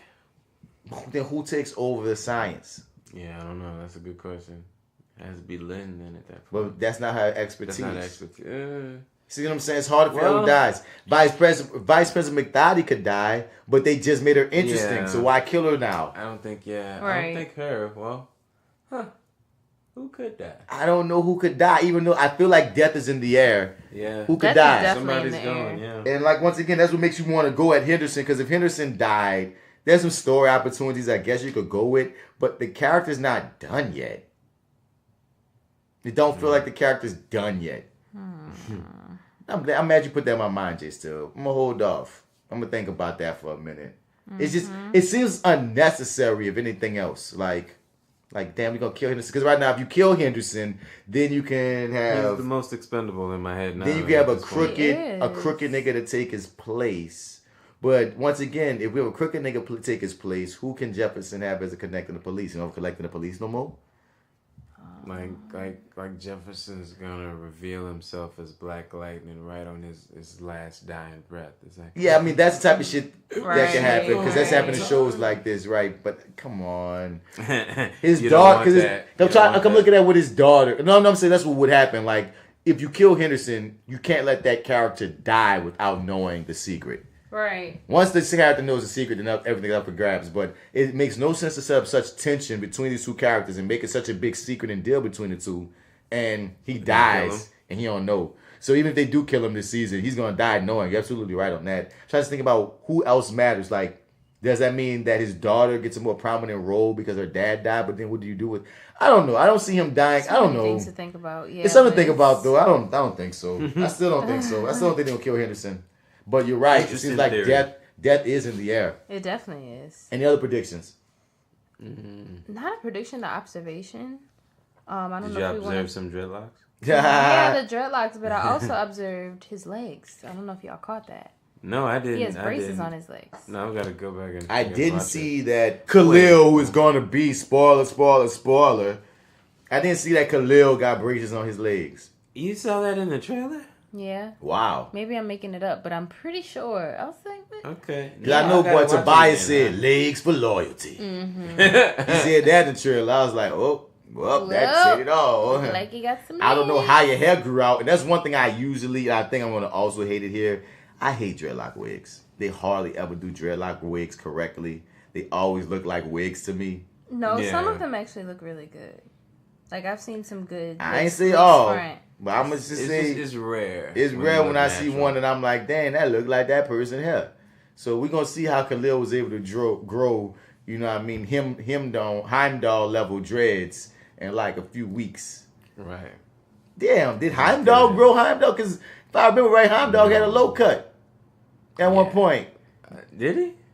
In Thor Dream on Avengers 2, that was a low cut Idris Elba talk about Ragnarok. Then we go back to the Thor 3 and it's like, oh, you got a whole set of dreads. You got dreads again. Oh, look at that new diverse look. Anyway, y'all. I don't have no predictions. I'm just excited about what's to come. We finally get Tobias in the next episode. We finally get Lala in the next episode together. It's Lala the Tobias. It's Lala at the Black Lightning. Because right now, it's going down. We got all these things at play. We have all this shit at play. We got 2 episodes left. So I'm excited about what's to come. Yeah, man. I got nothing else. I don't have nothing else that's coming to mind. I'm glad it got greenlit for season 2. Yeah, so excited about that. Yeah, so increase some of the episodes. That's awesome. I'm so happy that happened. It had me nervous for a minute. Nah, I knew. Me too. I was okay, cool. Yeah, I was a little nervous too for a second. But if DC's Legends of Tomorrow can be renewed after season 1, and that was a clusterfuck of a season. Shit. They renewed again? Huh? They were renewed for their next season? All right. But once again, DC's... They've gotten better though, right? Gotten better, bruh. Season 2 is where you gotta start with that one. Fuck. You can actually say, to a degree, fuck season 1 of DC's Legends of Tomorrow. The only thing... It's a nice little springboard. I like Captain Cole on season 1. Mm-hmm. I like Sarah's rise to the leadership role in season 1. Me too. And I like I like her more there than the journey to get there. Yeah, but what I'm saying is when you get past that, 'cause that's the only reason I would tell people to go watch season 1 is to see the sacrifice of the original Captain Cole on that situation and watch Sarah grow. Other than that, I don't really remember much about season 1. The villain was not popping. And what's his name? Captain Cole's homeboy, Mick. Or that whole situation with Heatwave. Yeah, he grows too, I think. He grows throughout this whole series though. Like once again, true. Season 2, they realized that they're supposed to be a comedy, and season 2 and 3 have been amazing of DC's Legends Tomorrow. Just don't judge it by its first season, but you will also not judge Agents of S.H.I.E.L.D. by its first season, because we're gonna be reviewing that shit real soon. I'm bucked up. As far as Black Lightning, I mean, I ain't got nothing else to say on this joint. Thought this was a great episode. Oh, it was a good episode. This was a good episode. It was a very good episode. But it was a good springboard to what I feel like is greatness to come. Definitely. Agreed. So yeah, man, this is that actor guy, Marty&amp Bradford. You can find me on all your social media platforms at Mr. Bats. Spell that Mr. out or you ain't gonna find me. Also, once again, if you want to be part of the conversation, hit us up at reviewingthatlightning@gmail.com. Also, for anything on the main cast type situation, hit us up at FlyWithBats@gmail.com. Like, share, subscribe, comment, man. Let us know that you're out there. And it's J.Steel, y'all. You can follow me on Instagram at IamJSteel_, on Facebook at Jessica Elizabeth Johnson, and also at my food blog at Fat Granola. Catch the Misbelief Radio Show at TheMisbelief.podbean.com and subscribe on YouTube at The Misbelief. You can find me, your favorite host, Marty, at lowrainpictures.com. Or you can click on the Your30 tab where I co-host that How that Rice Krispies treat, Marty? It Yummy. is. We hear it in your voice. What's up? Do you hear it? We bored. Wake up, Marty. Marty is lunching. Marty about to be munching. Marty is La Munchie Lamuma Lanandi. Oh my God, what is going on? I don't even know, man. This is off the train rails and tracks and stuff. And stuff. Hashtag and stuff. I feel like Willy Wonka, the original one, going to pop up on us and start talking. My mind is a smaller portion for you. I don't know. Is racing. Your voice is pacing. And you know, we start tripping, everything starts shaking, and you're like, oh my God, what's going on, Willie? But anyway. Yeah. But yeah, you can find me, Marty, MartyEdwards 504 on Instagram, Twitter, and Snapchat. Also go to lowrainpictures.com, click on the Your30 tab, like, rate, share. Give us a 5-star review. We will read it on that show. And appreciate your listening. Y'all recorded y'all latest episode? Yeah, we just did it today. Where when that been dropping? Friday. Good shit. Yeah, man. That's Yeah, man. So for episode 11, I guess that's it. That's it. That's a wrap, guys. Cool. Yeah. We're gonna go have some pizza and hot sauce. Yeah, no meat on that pizza neither. That's no okay. Pizza, yeah. I like, damn, y'all stood up and said grace for pizza? Damn, y'all deep. Get a little dry salad on the side with tomato in the middle. All right, that'll work. You know that. They ate that shit though. I saw them eat that shit. That's that house salad right there. Boy. Yeah. Oh wow. Yeah. Thank God Gambi was like his face is starting to clear up. Poor thing. Like now you can sleep back in the main bedroom with everyone else instead of having to sleep out, with Stepman and everything out in the guest house. Yeah. Gambi do really live like a house, like a nigga though. Like you really sleep in the basement. In this universe, he's a nigga. Bye, y'all. Hey, no lie, seen him with my own eyes. Electric shocking guys, putting them all in line. About time somebody came down here and dealt with crime. Not just the gangsters, the police is out of line. So it's no trust, they don't understand our trouble. I don't know him myself, but do we come from struggle? Cause I'm like no superheroes around here, bruh. I'm like, he gotta be one of us.